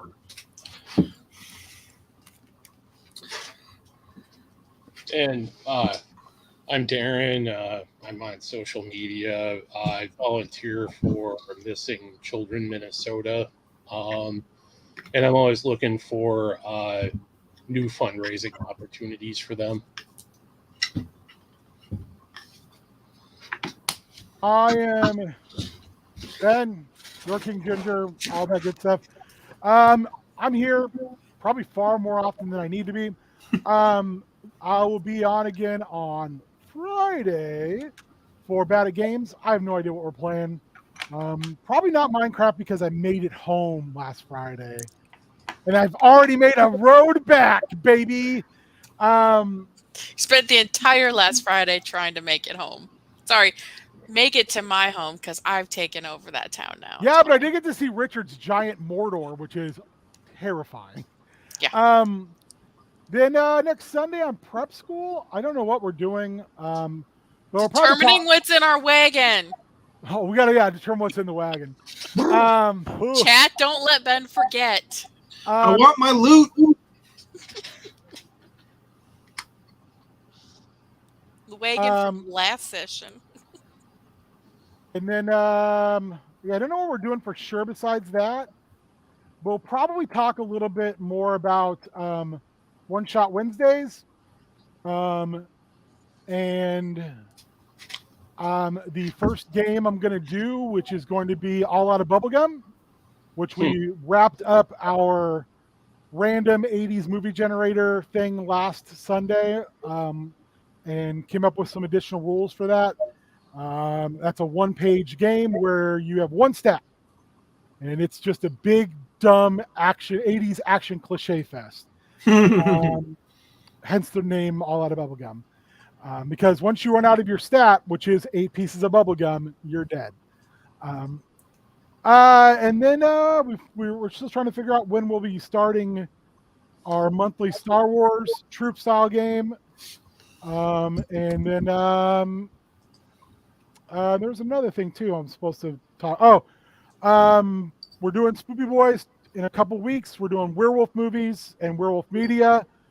And then the other thing, Meng on Meng. I don't know if I talked about it too much, but Colin and I and whoever else wants to join in, we're doing a Tuesday night thing once a month where I will paint and do miniatures and Motu stuff. Colin will probably primarily do Lego. He's also going to do some painting, but it'll just be like an hour or so hangout, like 6 to 7. So think of it as a lead-in to that man, Dave Wheeler, and his amazing modding and just community and stream, all that good stuff. Also, I'm still looking for players for Hard Times 1987 because that's happening. As soon as I can get someone to organize those rules for me in a PDF format, we will be busting that horrific thing we made out. So thank you guys for hanging out. Thank you for Spike, for Shaggy. I don't know if Mitch popped in because I wasn't paying very good attention, but I'm sure he did because Mitch is awesome. Thank you to the Prep School Bullpen, all you guys who help come in and make cool stuff for the games. You're basically the contributing editors to all the D&D games and other all games. You're just all games. Thank you. Have a good rest of your Monday night. Get some rest. You deserve it. Drink your water. Bye. Dehydrated. Bye. Bye-bye, Later. kids.